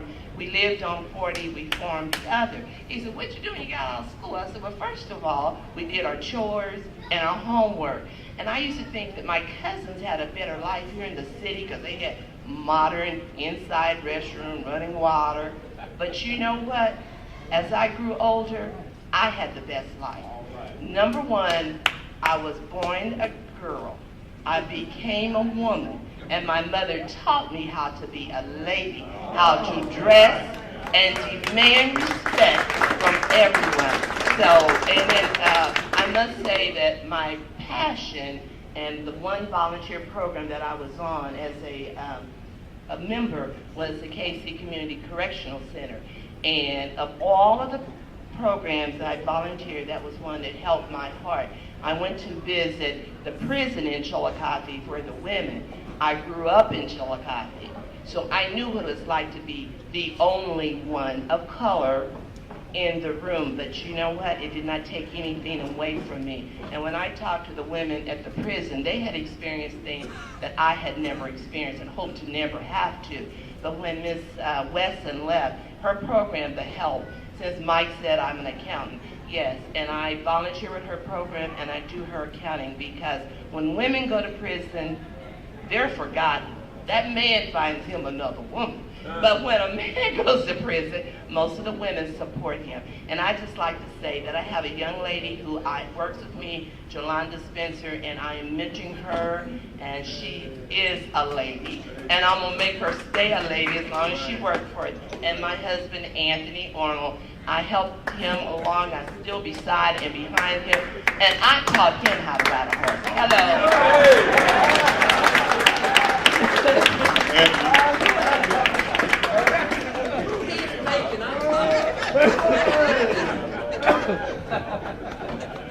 This is Anthony Arnold, y'all. He's a real cowboy. He's my good friend. I've been knowing this guy since high school. You know, and I can't help it that I know all these people because it's just that's just how it is. I just know you. You know, all these people in this room is from all walks of life. I mean, from all walks of life, literally. And I know you because I have walked that walk with you. And I want to personally thank each one of you, those who gave, those who didn't give, those who have helped me along the way. Thank you very much. Thank you.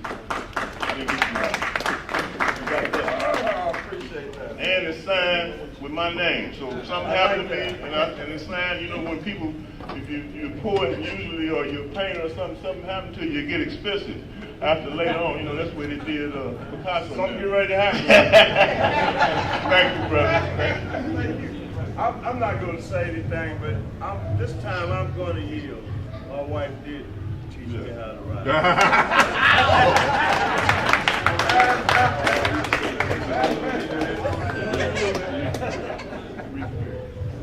Teresa Perry.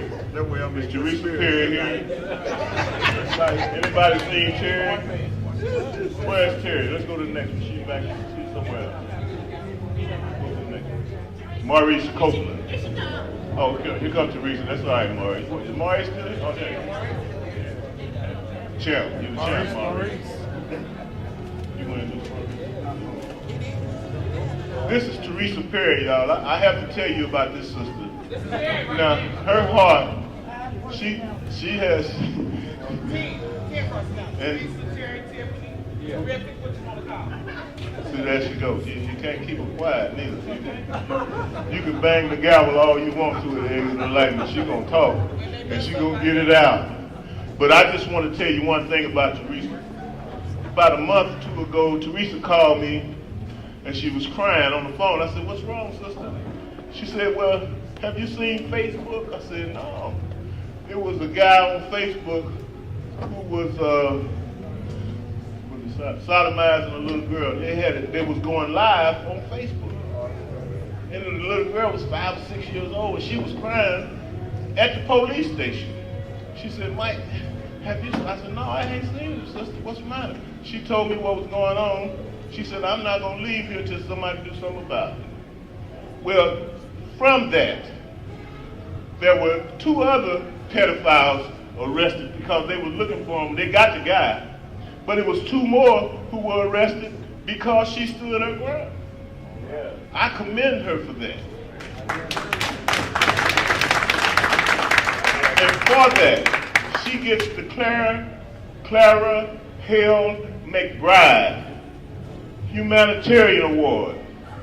Clara Hale McBride, maybe some of you may or may not know her, but she was the sister in New York who she had a Hale House, and she saved hundreds of babies who were addicted to drugs, who had AIDS, and she saved their parents who were in prison and were not in prison, but they was on drugs. She brought them back to real life. And because Sister Teresa, done such a great job, I want you to give her a hand and let her know that we love her also. Love her.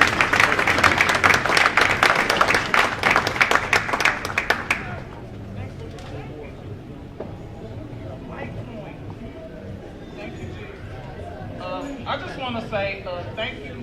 I appreciate all you have done for me, but know that I'm going to keep fighting as long as God have me serve in whichever capacity, because that's what it's about for me first, God. And if anyone know that, from God, we got to help each other. And right now, I'm just kind of very disappointed, frustrated what's going on with our babies in the community. Our babies, our women, our men, how black men are getting killed. I mean, I'm frustrated, but I know God got us, y'all. But we got to have ourselves. I don't see enough people out there on the front line. I'm just be honest. You don't have to be out there in the streets to be on the front line. I'm a lady that got hurt breaking up gang fights. I'm hurt right now from breaking up fights. But I wanted them to go out there and develop and be citizens, because we can out here. Some of our babies don't have no direction.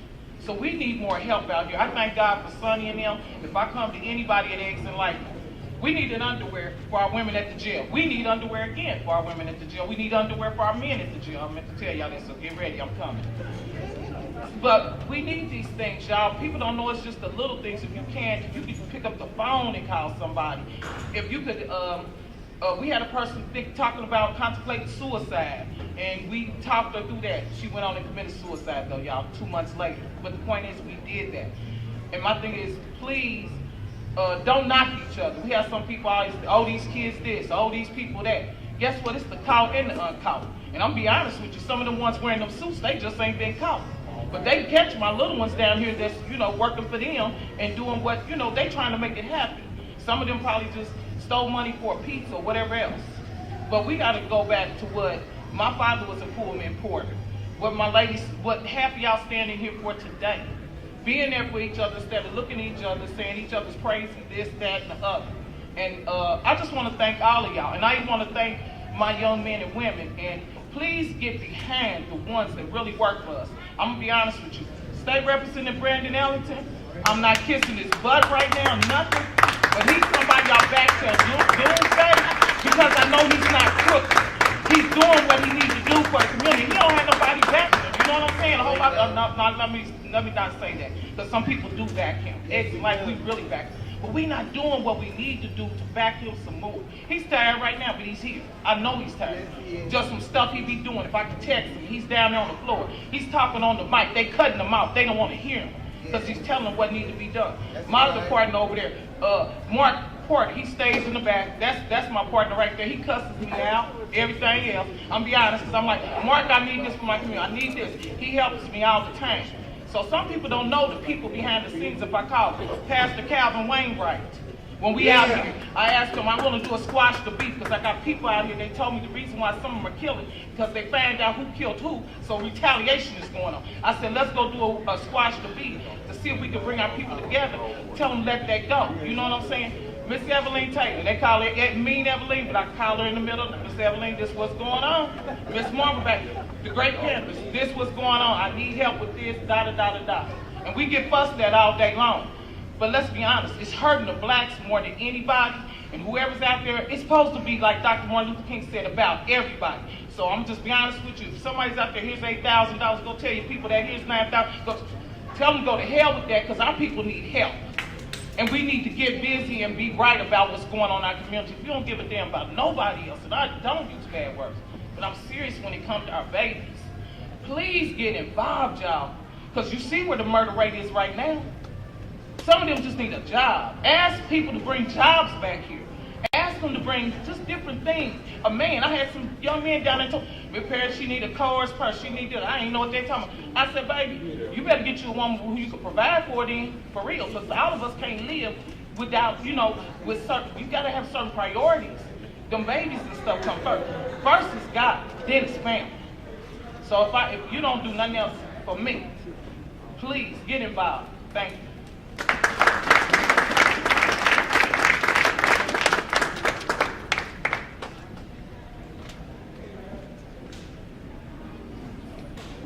As we said, as these personalities come in, we're going to introduce them and make them known to you. We have one distinguished brother in the community. You all know him, and we love him so much. He has gotten us justice directly from the Justice Department. He got justice for Emmett Till involved in the Justice Department. So that is the Honorable Alvin Sykes.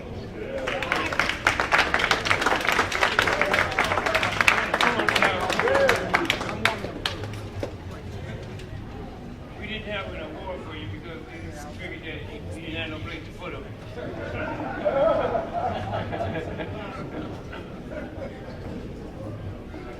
Just say 2 words, man. Let's eat.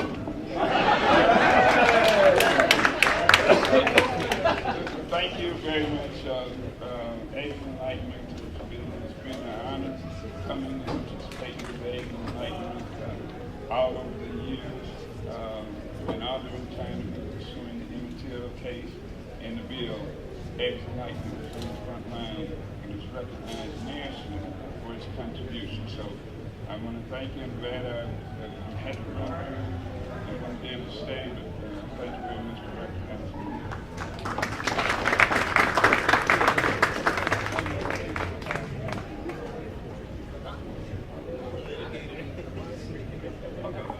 We will do we try to get through this quick as we can. We got 1, 2, 3, a couple more. And we're going to get through this as quick as we can. We got you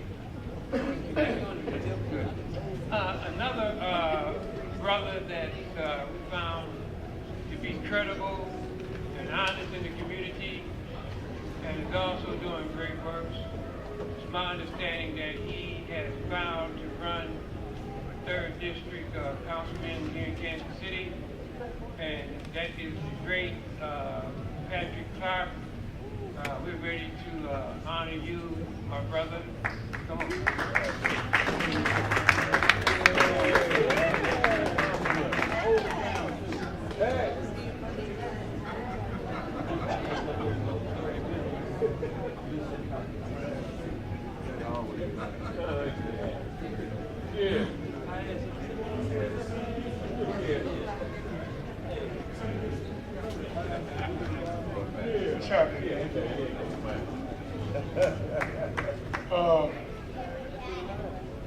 I don't deserve this. I had a partner tell me the other day that I'm not radical enough. I'm not this, I'm not that. And I thought about that, and I'm like, man, shit, I thought I grew up. You know, my car went through you got down guys the stairs like Dad's and over then there we had that's to go giving away get out vans after to people in need. You know, they had the little girls, their mother was murdered, and Dad's called me and said, man, I want to give these kids some transportation. And then he did that, and then he continued to do it. See, you know, the real workers are ones we really don't see. You know what I'm saying? I don't do what I do for y'all. I mean, so you can see it anyway. You know, because, see, one thing I know that where I come from, we always had. We had when we didn't have. You know, we had a mother and a father when mother and father wasn't there. You know, somebody in the hood said something. You know, they didn't just let you walk around and do what you do. I'm not going to say nothing to him because he got a gun.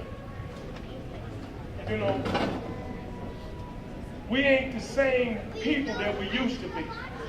You know, I don't want y'all to acknowledge me because of what you see. I want you to acknowledge me for what you don't see.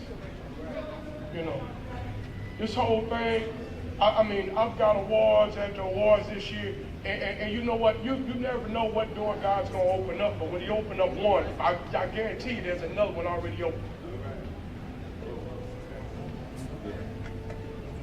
We way past 30. We still on the homicide. I mean, in this neighborhood, ain't no white folks coming over here killing us. White folks is killing us another way. But we killing us by the hand of a gun. Some of them, I'm looking at guys that don't say nothing to me. Nothing to me, and I'm out here working every day, and they claim they doing the same thing I'm doing, but they sticking me in the back. My back is hurting right now. I had a couple of them standing behind me. Y'all didn't want to hear this? You should have never gave it to me. You know, it's guys out here that's doing stuff. You know, I remember when Brandon was little.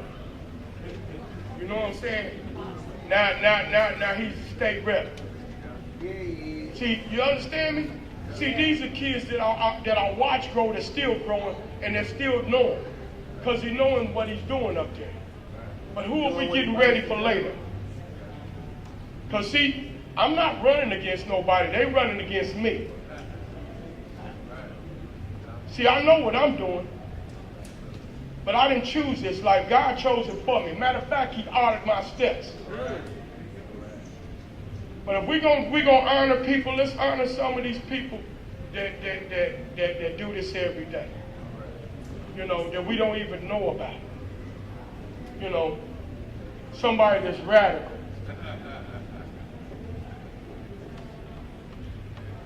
The song said, it took me a while, but I'm finally here. I just want to testify and make it crystal clear. Y'all don't know the song? I've been picked out to be picked on, talked about by my friends, out of my friends' mouth, till I turn my life around. I appreciate this. This is cool, man. But I just want to recognize all those that ain't been recognized yet. I'm good, Mike. I'm cool with this, man. I'm cool. I appreciate it, man. But I just wanted to get that out, man, because I'm good. Thank y'all.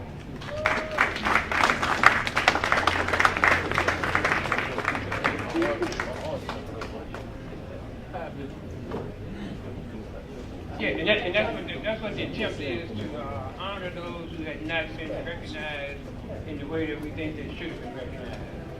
Now, we also, this here award that we're giving out, it came with a lot of consideration, and we had picked this person for the Lifetime Achievement Award, but it was extremely hard because the one that we gave it to because of longevity and great appreciation in the community. But this one that I'm speaking about now has did so much in his lifetime and made so many people aware of some of the tragedies and some of the deaths that are caused by industry here in North America, Kansas City. And that is Maurice Copeland. Great brother. It's an honor and a privilege to give Maurice this humanitarian award.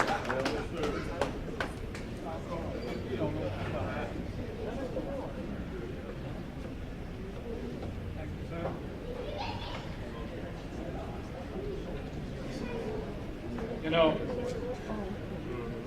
I'm going to say this. I appreciate this, I really do. Because, I mean, anytime you're giving something by your peers or respect, the people that you have confidence in to speak your heart, that really means something when they turn around and give something to you. Some type of appreciation. But I have to say this. Y'all, I have been a real activist for 50 years.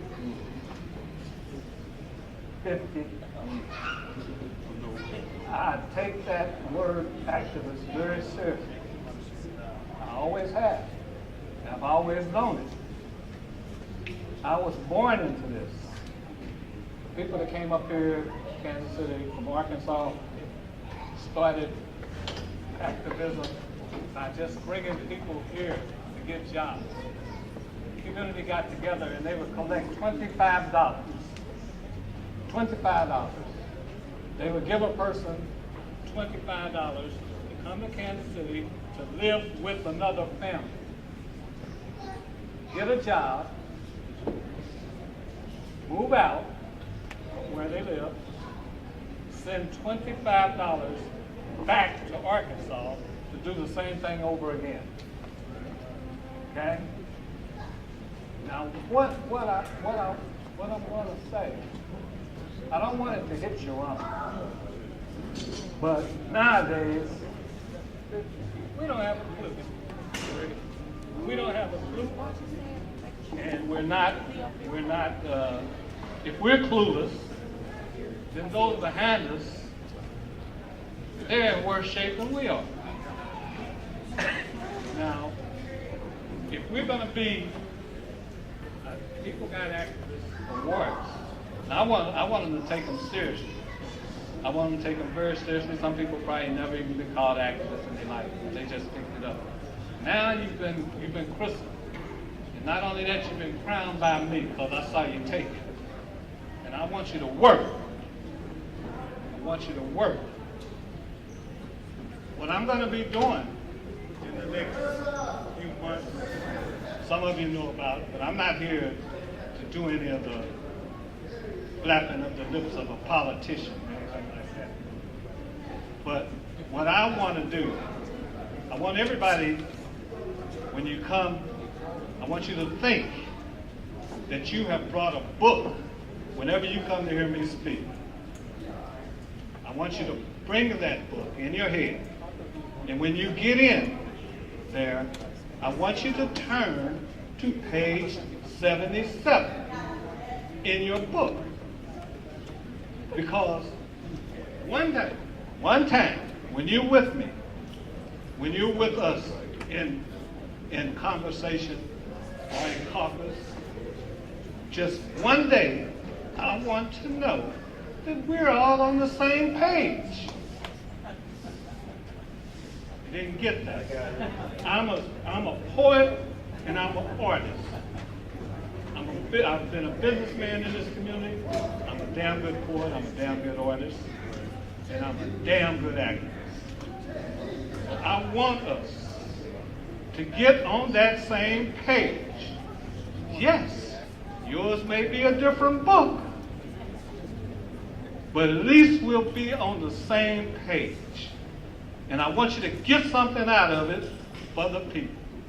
This activist swore that one thing that I would never do and that I never want to see is I don't want to see my people screwing their own people, and we've done it, and And that's why I'm going to be doing what I'm doing in the next few months.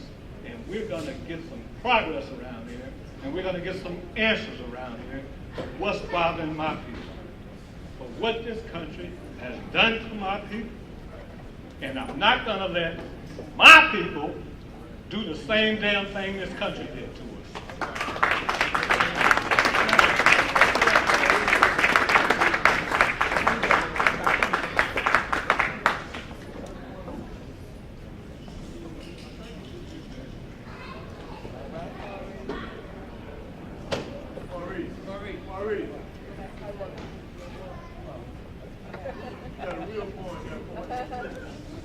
And also his own organization or other organizations that he's involved in. I've been to many meetings where he's been present. He's always been respectful to everyone in our community. I believe that he brought his wife here today to be honored. And this is Ed Kale, great man in our community, and he's a representative of Moore Square. So we're going to learn about it more.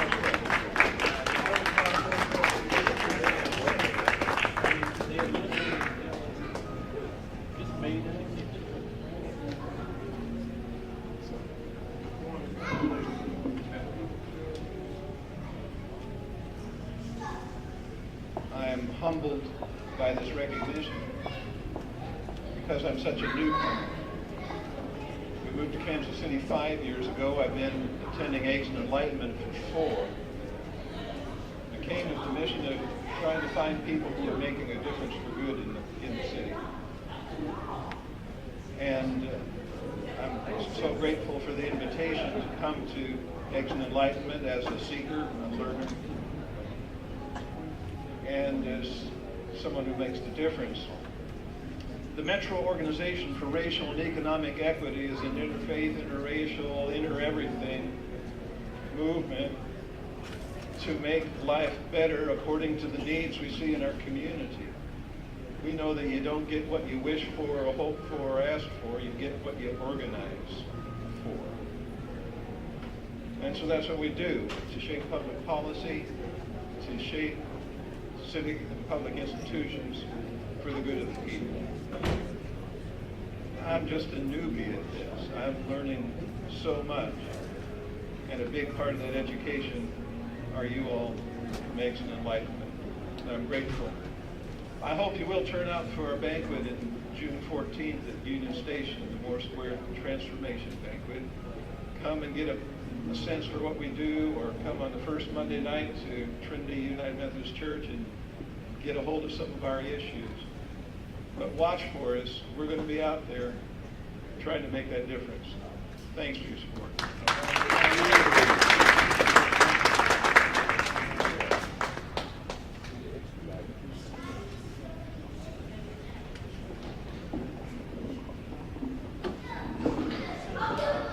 And then we're going to eat very shortly because that food is not going to go. Is that bean pie over there? That's what I said. Oh, no. Yeah, we're gonna be over there in just a couple minutes.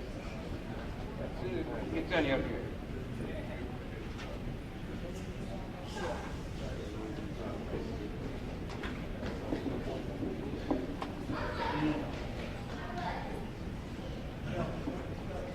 When I was a young guy running around in the streets, and they didn't do a lot of shooting at that time. But I went everywhere because I was under the protection of one guy. And that guy was named Texas Tom Simmons. And I have the love for Texas Tom Jr. because of how his daddy protected me.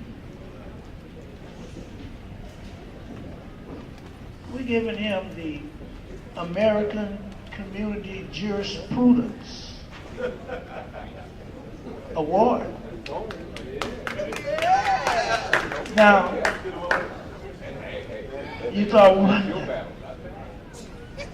Because he understands the theory and the philosophy of the law. He looks at court cases real close. He baffles people within the justice system.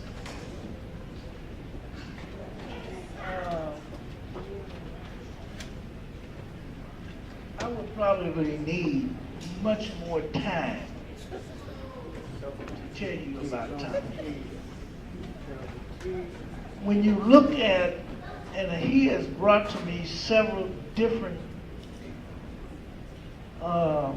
research papers that he did on criminal behavior by the police. Criminal behavior by the police. And he has crossed every dot, crossed every T, and put it together so that it can be understood what they have done as relates to court cases. Come up here, Tommy.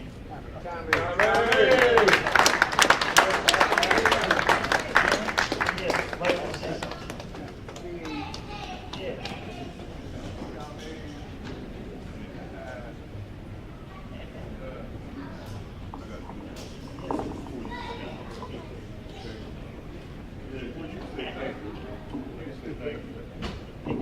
I just have to.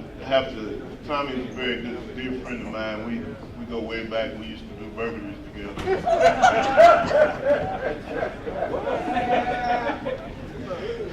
But I just wanted to say I have a different point with Tommy, because in the struggle that we have had in life as black men, this poem is to signify that and to let him know that I still love him. He's my brother, even though he had me still in color TV. This poem is called From Gangster to God. It says, my life was destroyed because of the lack of knowledge. I was raised in the savage streets of Kansas City, and those streets became my college. I went from being a son to a thug, and I was dripping in cold ice. The money, the cars, and the beautiful women became a gangster's paradise. I lived in the midst of peril, introduced by poverty and shame. But I grew like a weed into a tree, and life and death was the only game. I became the product of all my eyes could see, and now my soul is in the sky, and I'm watching over the family. The flower grows from the earth because of the sun and the rain. I have grown like the flower from the heart of society's pain. I have lived and died with my brothers throughout life's thick and thin, and most of the time there was happiness right up to the bitter end. Tomorrow, you're going to miss me because I took a foolish stand, but my spirit in time will linger on in the form of a well-made man. Most of you have shunned me and said that I was no good, but I was just a misguided street soldier from a hopeless neighborhood. Now that I'm gone, don't feel sorry for me. I did what I had to do to live in this racist society. I have asked the Creator for forgiveness, and most of you will find this odd. But you must know that I have been forgiven, and I have turned from gangster to God.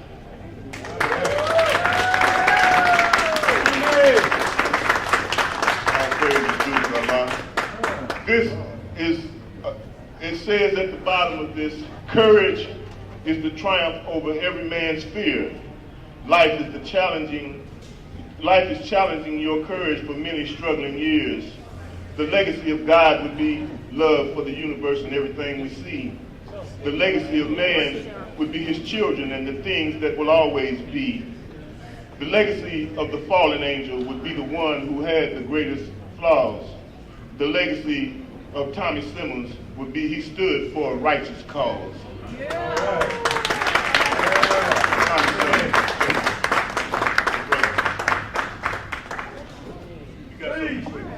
beef, you got all these guys. Oh, no. But I am. You want to look on Facebook, that's where I be. That's where you see me. Anything that I have is on Facebook. Y'all know what I'm saying? Don't get that mic.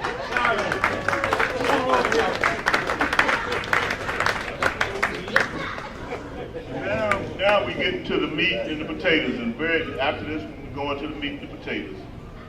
Mr. Gibson, you want to introduce?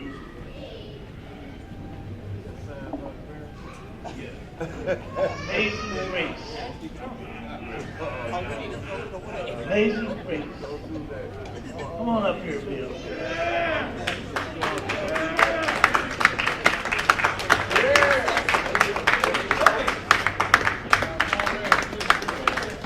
I've been knowing Bill since around 68, 69, somewhere on there.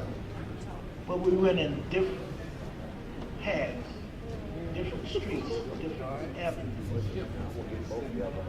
But there was a time when we was running around here scratching a lot of matches. Oh my God. A lot of, making people understand some things that was occurring in this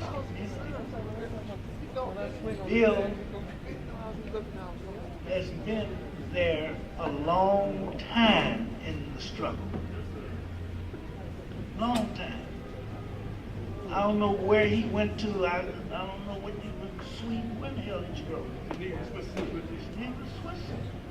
Charles of the United States double genocide. That's right. He was one of the speakers. I'm trying to tell you that. That's right. And when I became aware of that, I felt real good that I knew him. I knew him. And we have been friends for years. Something happened to him and he told me about it. And I said, write them names down. Real bad. Because it hurt me. Because I knew when it all happened with Reverend Precythe. Hell of a guy. I mean, hell of a guy.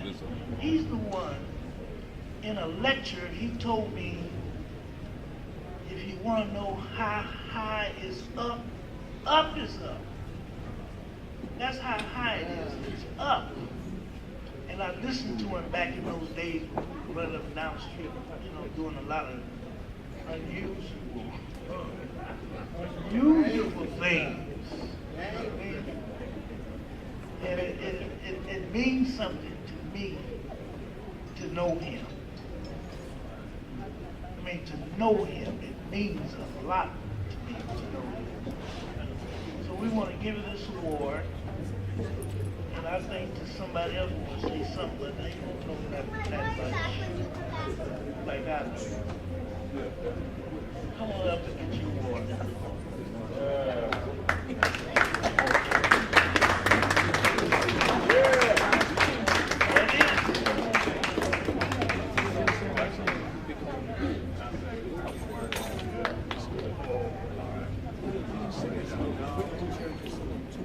In the 50s, Paul Robeson, W.B. Du Bois, Pat Moore, after being frustrated with what was going on with the conditions of African people in America, after being hounded, they went to the UN.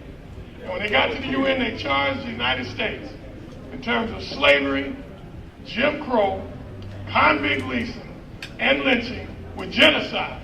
Those were free men. I don't know. I didn't meet George Patmore. I didn't meet W.B. Du Bois. I didn't get a chance to meet Paul Robeson. But I know a brother who went to Geneva, Switzerland. And I know a brother who had the courage to go and take 115,000 signatures, many from people in the prisons in America, to go and say, look, conditions have not changed. We still have mass incarceration. We still have police killings. We are forced into neighborhoods that are exploited. We don't have neighborhoods. What we have is exploited conditions and plantation life. And this brother went to Geneva, Switzerland, and he didn't stop there. After going to Geneva, Switzerland and charging the United States government with genocide, he went to Durban, South Africa. He was part of a group called the Durban 400. And in 2001, and in August, they went there, and in Durban, South Africa, with all of the nations of the world represented, and the United States government was represented by Colin Powell and others, and they left because this brother was with a group of folks that said that transatlantic slave trade, colonialism, are crimes against humanity, which means that there's no statute of limitation, and we're due reparations. Now again, I didn't know George Padmore. I didn't know W.B. Du Bois. But we happen to have in our midst a free black man that went on our behalf around the world. Y'all give stand up and give a round of applause to Brother Samoy Bill Grace for standing up for you.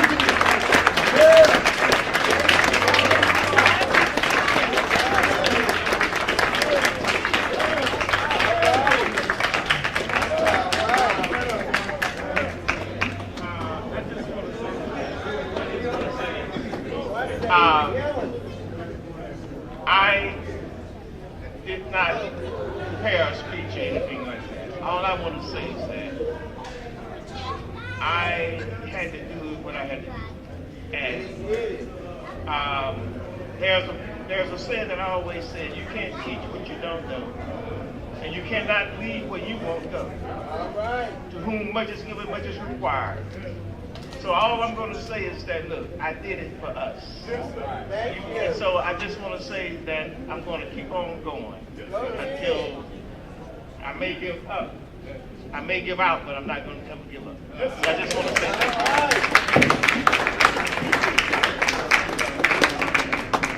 I just want to read what Dr. Gibson inscribed on his award. In recognition of self-sacrifice and your humane endeavors to the betterment of the community of prisons, you are saluted with this first annual Sonny Gibson L. Lifetime Achievement Award.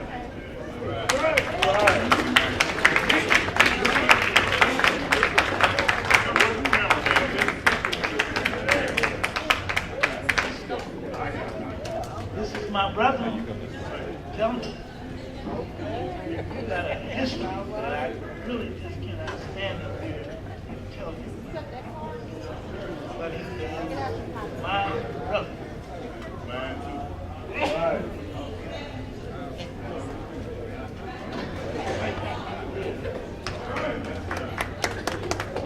Okay, I see those of you still here got a lot of good food. But I tell you what, somebody got my pen.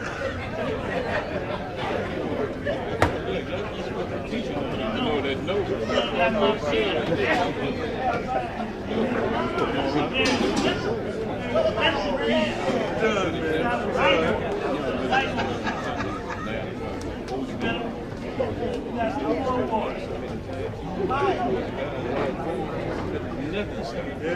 Okay, come on up, Brandon Ellington. All right.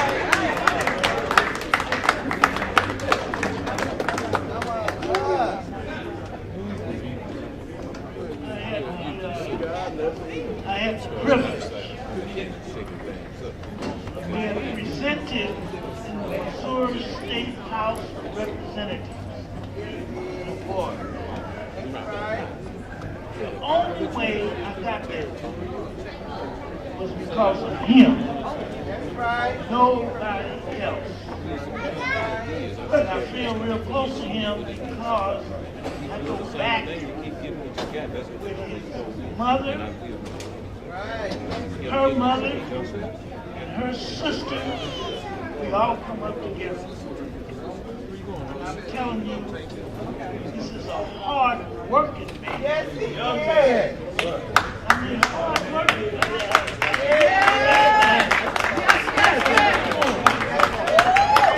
And it is a privilege for Eggs and Enlightenment to give you this.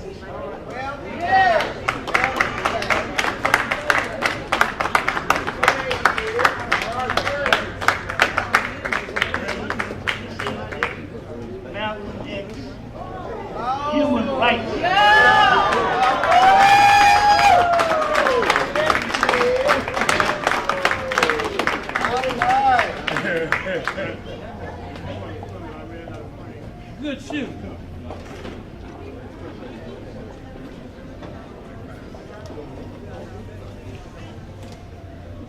Before I say anything, I'd like to say all praise and honor and glory be to God. Yes. First off, when we talk about Brother Malcolm, I was taught not to idolize people, but this is one of my heroes. I try to fathom myself because Malcolm taught us what self-actualization was and what self-determination was. When we look at our community, people, speakers that got up, I pretty much know everybody in here, we've been talking about self-determination and the lack thereof. And until we actually fully realize what self-actualization is, we will never have community coalition, community unity, or community density in which we control our own destiny. So in receiving this award, I'm extremely humble when we talk about Enlightenment. It gives us our vanguard to not only engage the community, but to have organic conversations around policies and things that need to happen. The only thing that's missing is action. We need to make sure everything that we're talking about, everything that we're strategically planning, and everything that we say needs to be purged from the inner city of politics, we're actually moving on. This is what our forefathers did. That gave us the ability to sit here and so-called assimilate. This is everything that Malcolm was about, Fred Hampton, Huey P. Newton, etc. Right? They trapped around, etc. It's action. There's a couple things I want to throw out too as I'm talking. May the 16th, we're doing the Malcolm X celebration again at the Capitol. So I want to encourage everybody to come up there, pay for lunches, etc. We're trying to get a Malcolm X Day solidified in the state of Missouri. June, the second weekend of June, I have a fishing derby for children out here. We're going to do it off the 23rd and Topping, so I want to invite everybody out to that too. Then we'll be doing a healthcare fair towards the end of September. I have 2 job fairs for felons that will be coming up in July, and I said all of this is I'm going to need your help to not only push this out, but to make sure we get people there. But I wanted to encourage y'all to fight the madness. And let's start getting results, man. Let's stop talking about what we need to happen. And let's start making sure we're moving and mobilizing our community to guarantee that we're not getting pimped and played by the process and politics as usual.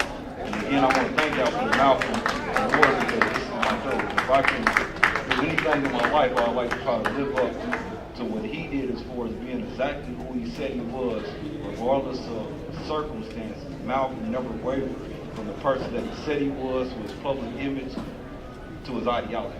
God willing, I can live in that same fashion. Thank you. All right. We got one last person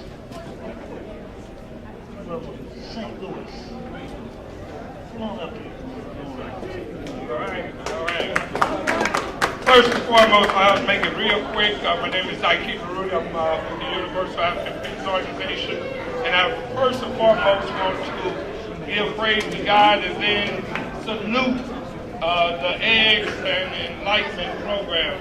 And it's just an honor to be in the presence of such powerful people. And with unity, we can have liberation in our lifetime. I'm here to represent a young lady that's about making a difference in our community, who's running for a United States Senate. And she's running out of a concept called proportionate political representation. Everybody repeat after me. Proportionate political representation. That simply means, real quick, that wherever percentage we are as a people, on the national, state, and local levels of government, we should have that percentage of power. Today, 2018, it is a sin and a shame that in the United States government, across America, 50 states, not one black face. When you look at the United States Senate, out of 100 senators, we only have 3 when we are at least 13% of the population. That's what we're saying about proportionate political representation. If you may be interested in it, we have copies of our newspaper, which is called the African News World. May God bless each and every one of you. Sonny Gibson, you know you're an example of manhood and dedication to our people. Again, God bless everybody. Brother Mike and everybody.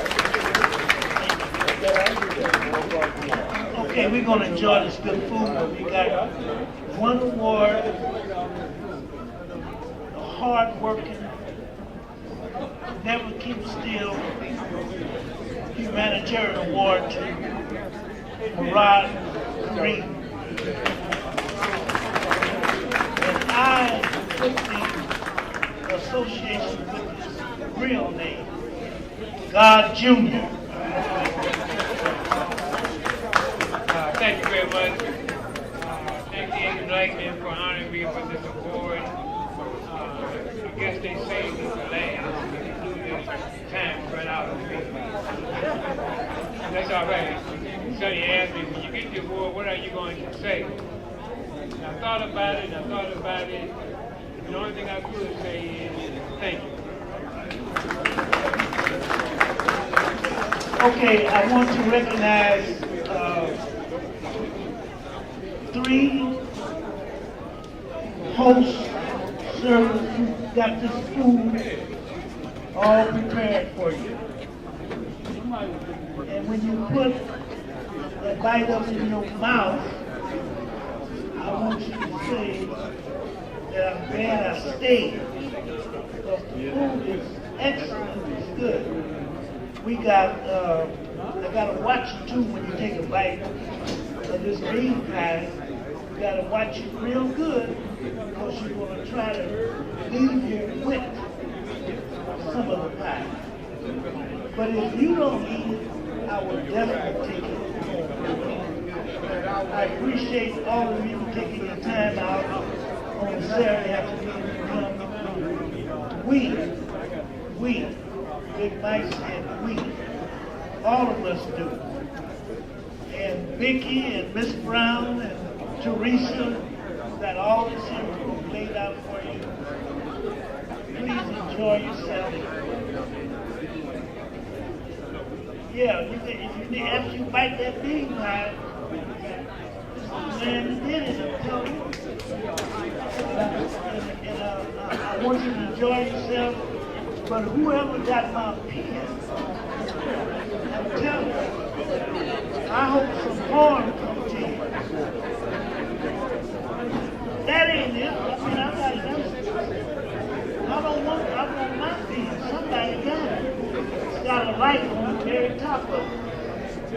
No, that ain't it. But I appreciate you coming out. Don't be like Anthony Arnold all the time. I'm not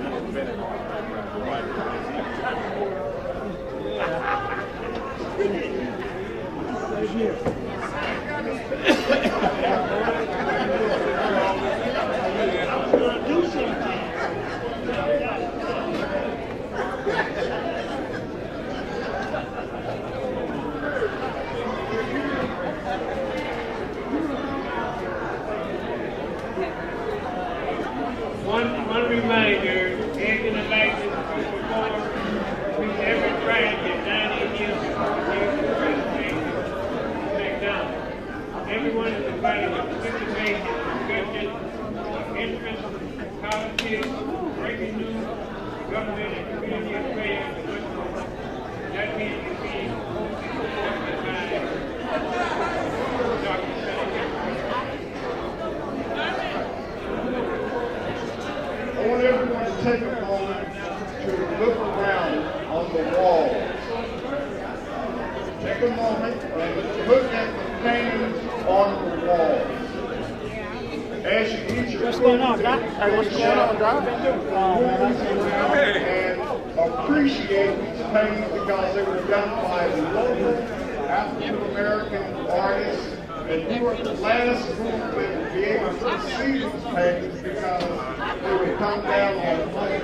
And since February, we're very honored to have you here at the Museum of Heritage Center. This is your center. It was bought and paid for by the community from the head of the museum. We have an area now that's right next to the but this is the work of us when we do our very best. So appreciate this building. It'll be 20 years old. I'm sorry, I'm not counting correctly. 30 years old next year. And it looks good, and it's because of you. It's your building. One of the programs I know you hear me. But We have a field series that's going to conclude. All right. Start in January. We're going to honor Brother Malcolm. So you can come back on May the 19th. Leave the flyer on the table as you exit down the stairs. Then we're going to have you come back on the 19th. That's his birthday. Make sure you get there. Come back and enjoy your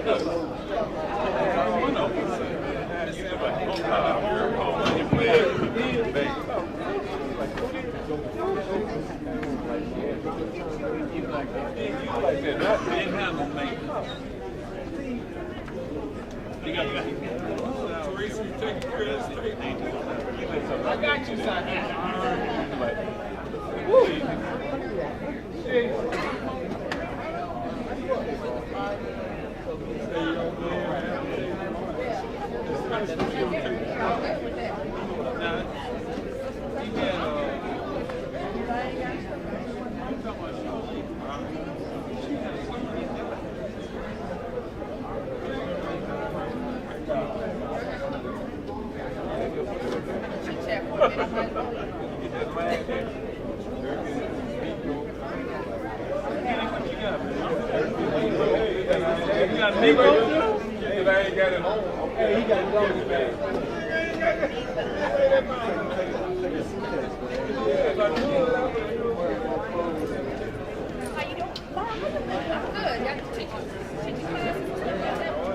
I'm good. Oh, I'll eat. I'm waiting for this guy.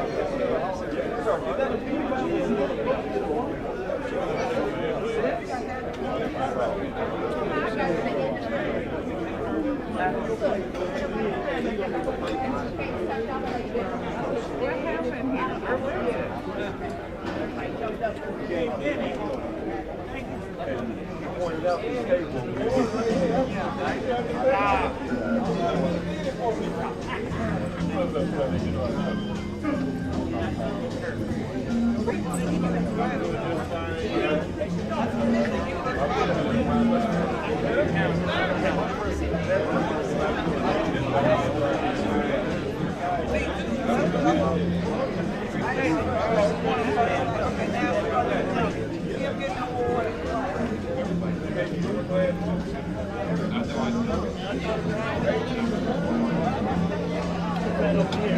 Where Ron is?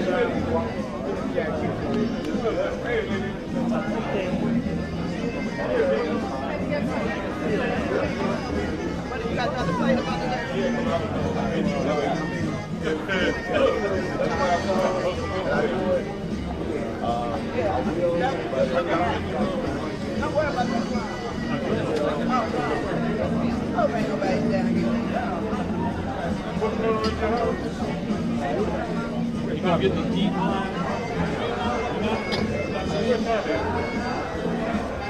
Jazz coming.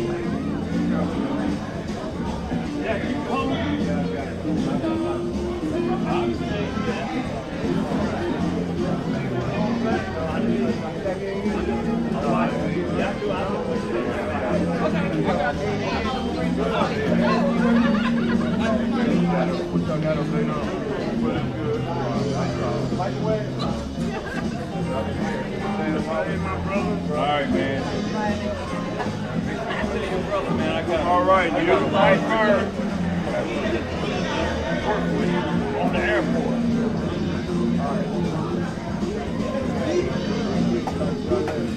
Sorry, Jack.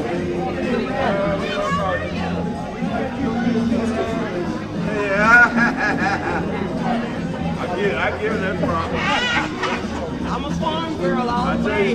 That makes me promises. And you know what? You go down there. And how to take care of it. Yeah, I got that too. But Andy's gonna be raising cattle. I sure am. Cattle's next on my list.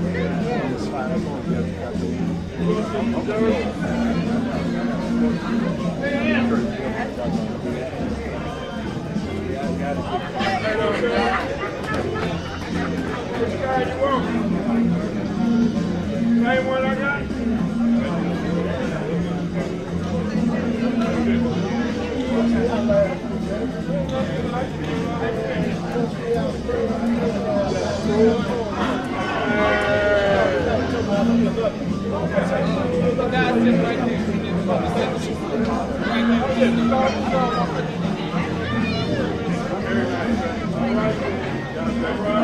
Just give me a call, bro.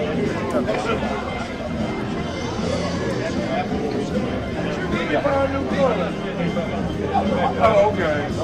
Okay.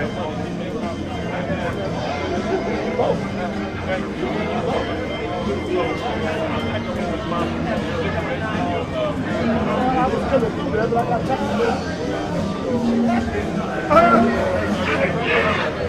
Oh, my bad. Film series here from Destination Planet Negro. We had Malcolm X.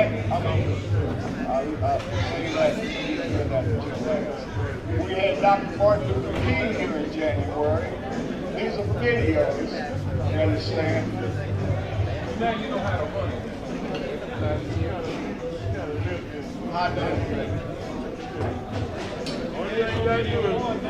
Anyway, we have Destination Planet Negro. We show hidden figures. We showed Dr. King earlier this month in Beyond Vietnam, where we talked about that we know James I had to finish up our film series. We have Malcolm X. Some of you heard me earlier, but y'all getting out focus on that. Now that you I want you all to come back here on May the 19th.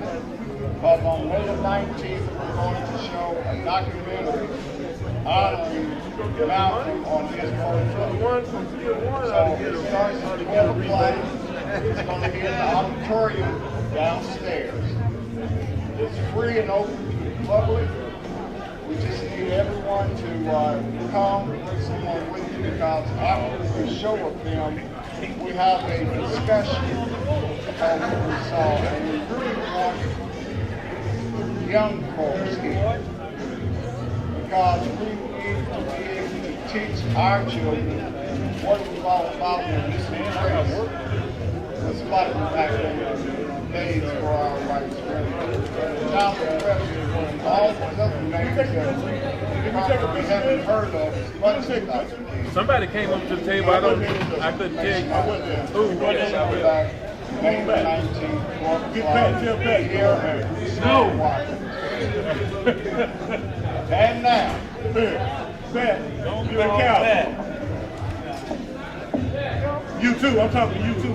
I'm going to give a speech from one of the greatest community activists.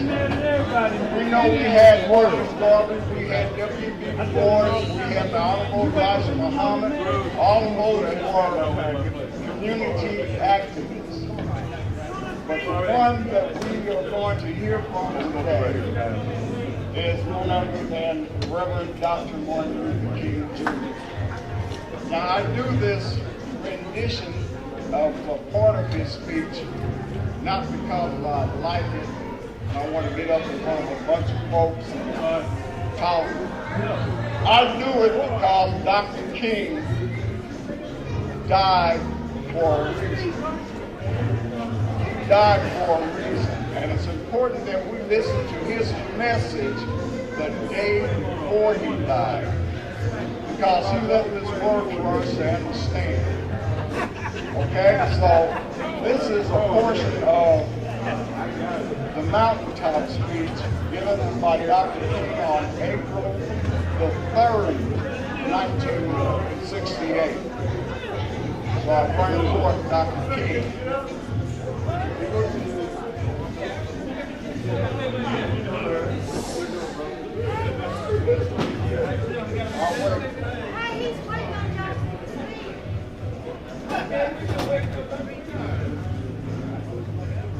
Let us rise up tonight with the greater reverence. Let us stand with the greater determination. Let us move on. In these powerful days, these days of challenge, to make America what it ought to be.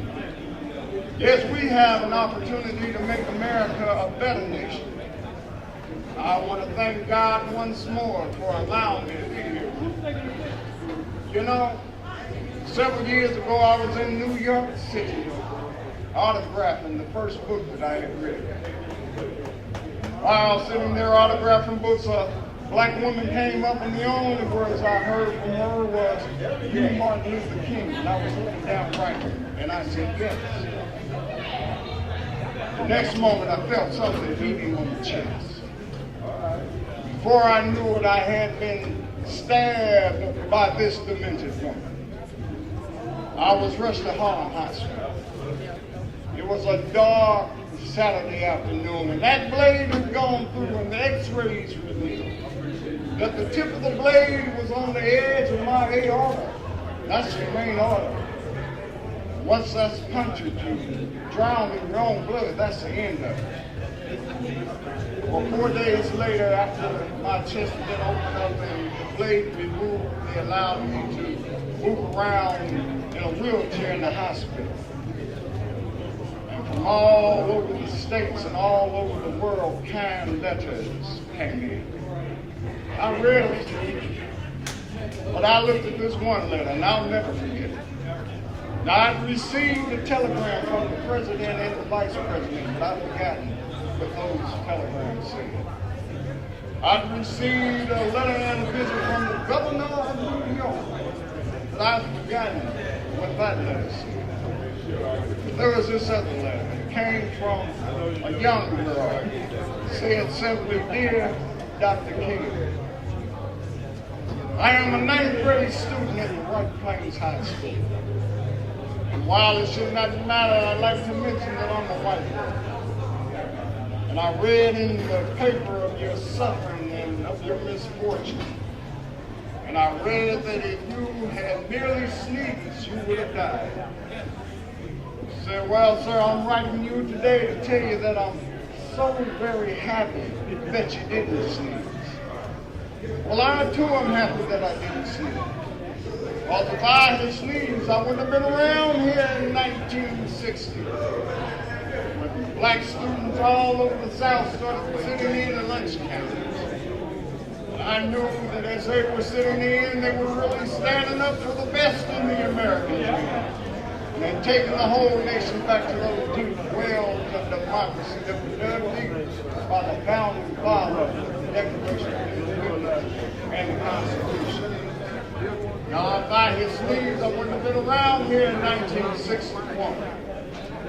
We decided to take a ride for freedom and ended segregation in interstate traffic. If I had sneezed, I wouldn't have been around here all named Georgia. Negroes decided to straighten their backs. And whenever people straighten their backs up, they're going somewhere because the man can ride you back. If I had sneezed, I was around here in 1960. On the move, man. Okay, brother. Always. All right. Take your brother. Let's say hey. I will. All right. I wouldn't have had a chance later that year in August to try to tell America about a dream that I had had. If I had sneezed, when you've been down yourself to see the great. Yes, I'm so happy. It really doesn't matter with me now. It really doesn't matter. We've got some difficult days ahead. As I left Atlanta this morning on the plane, there was 6 of us. The pilot said over the public address system, "We're sorry for the delay, but we have Dr. Martin Luther King to be sure that all his bags were checked, to be sure that nothing would be wrong with the plane. We had to check out everything carefully. We had the plane protected on all night. Then we got into news. Some began to say threats or talk about the threats that were out and what would happen to me from some of our sick white brothers. Well, I don't know what's going to happen. It really doesn't matter with me. Like anybody, I'd like to live a long life. Longevity has its place. But I'm not concerned about that now. Because I've been up to the mountaintop. And I've looked over. And I've seen the promises. I may not get there with you. But I want you to know tonight that we as a people will get to the promised land. So I ain't worried about nothing. I'm not fearing any man. Mine eyes have seen the glory of the coming of the Lord. Oh, all right. Who you got, boy? Who you got, boy?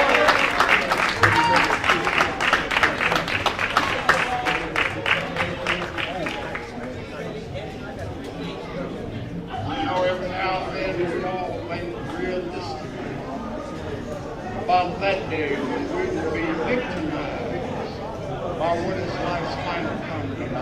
That's something we all think about it. We all think about it. And I think about my own death, and I think about my own death. Sometimes I wonder what it is that I would want to say when I have to leave my bed. I need the words that I want to. Many of you are here when I leave my leg. Tell them I don't want a home. And if you get somebody to the Liberty Village, tell them that. Now and then I wonder what it is that I would want to say. Tell them not to mention that I have a Nobel Prize. Tell them not to mention that I have a Tell them not to mention that. Somebody did something like this. That Martin Luther King Jr. gave his life to love and serve humanity. So I leave this word to all great Africans here today. Carry on in the spirit of Dr. King. Carry on in the spirit of Malcolm. Carry on in the spirit of Barber. Carry on in the spirit of the Honorable Elijah. But most importantly, carry on. Carry on. Carry on. Thank you.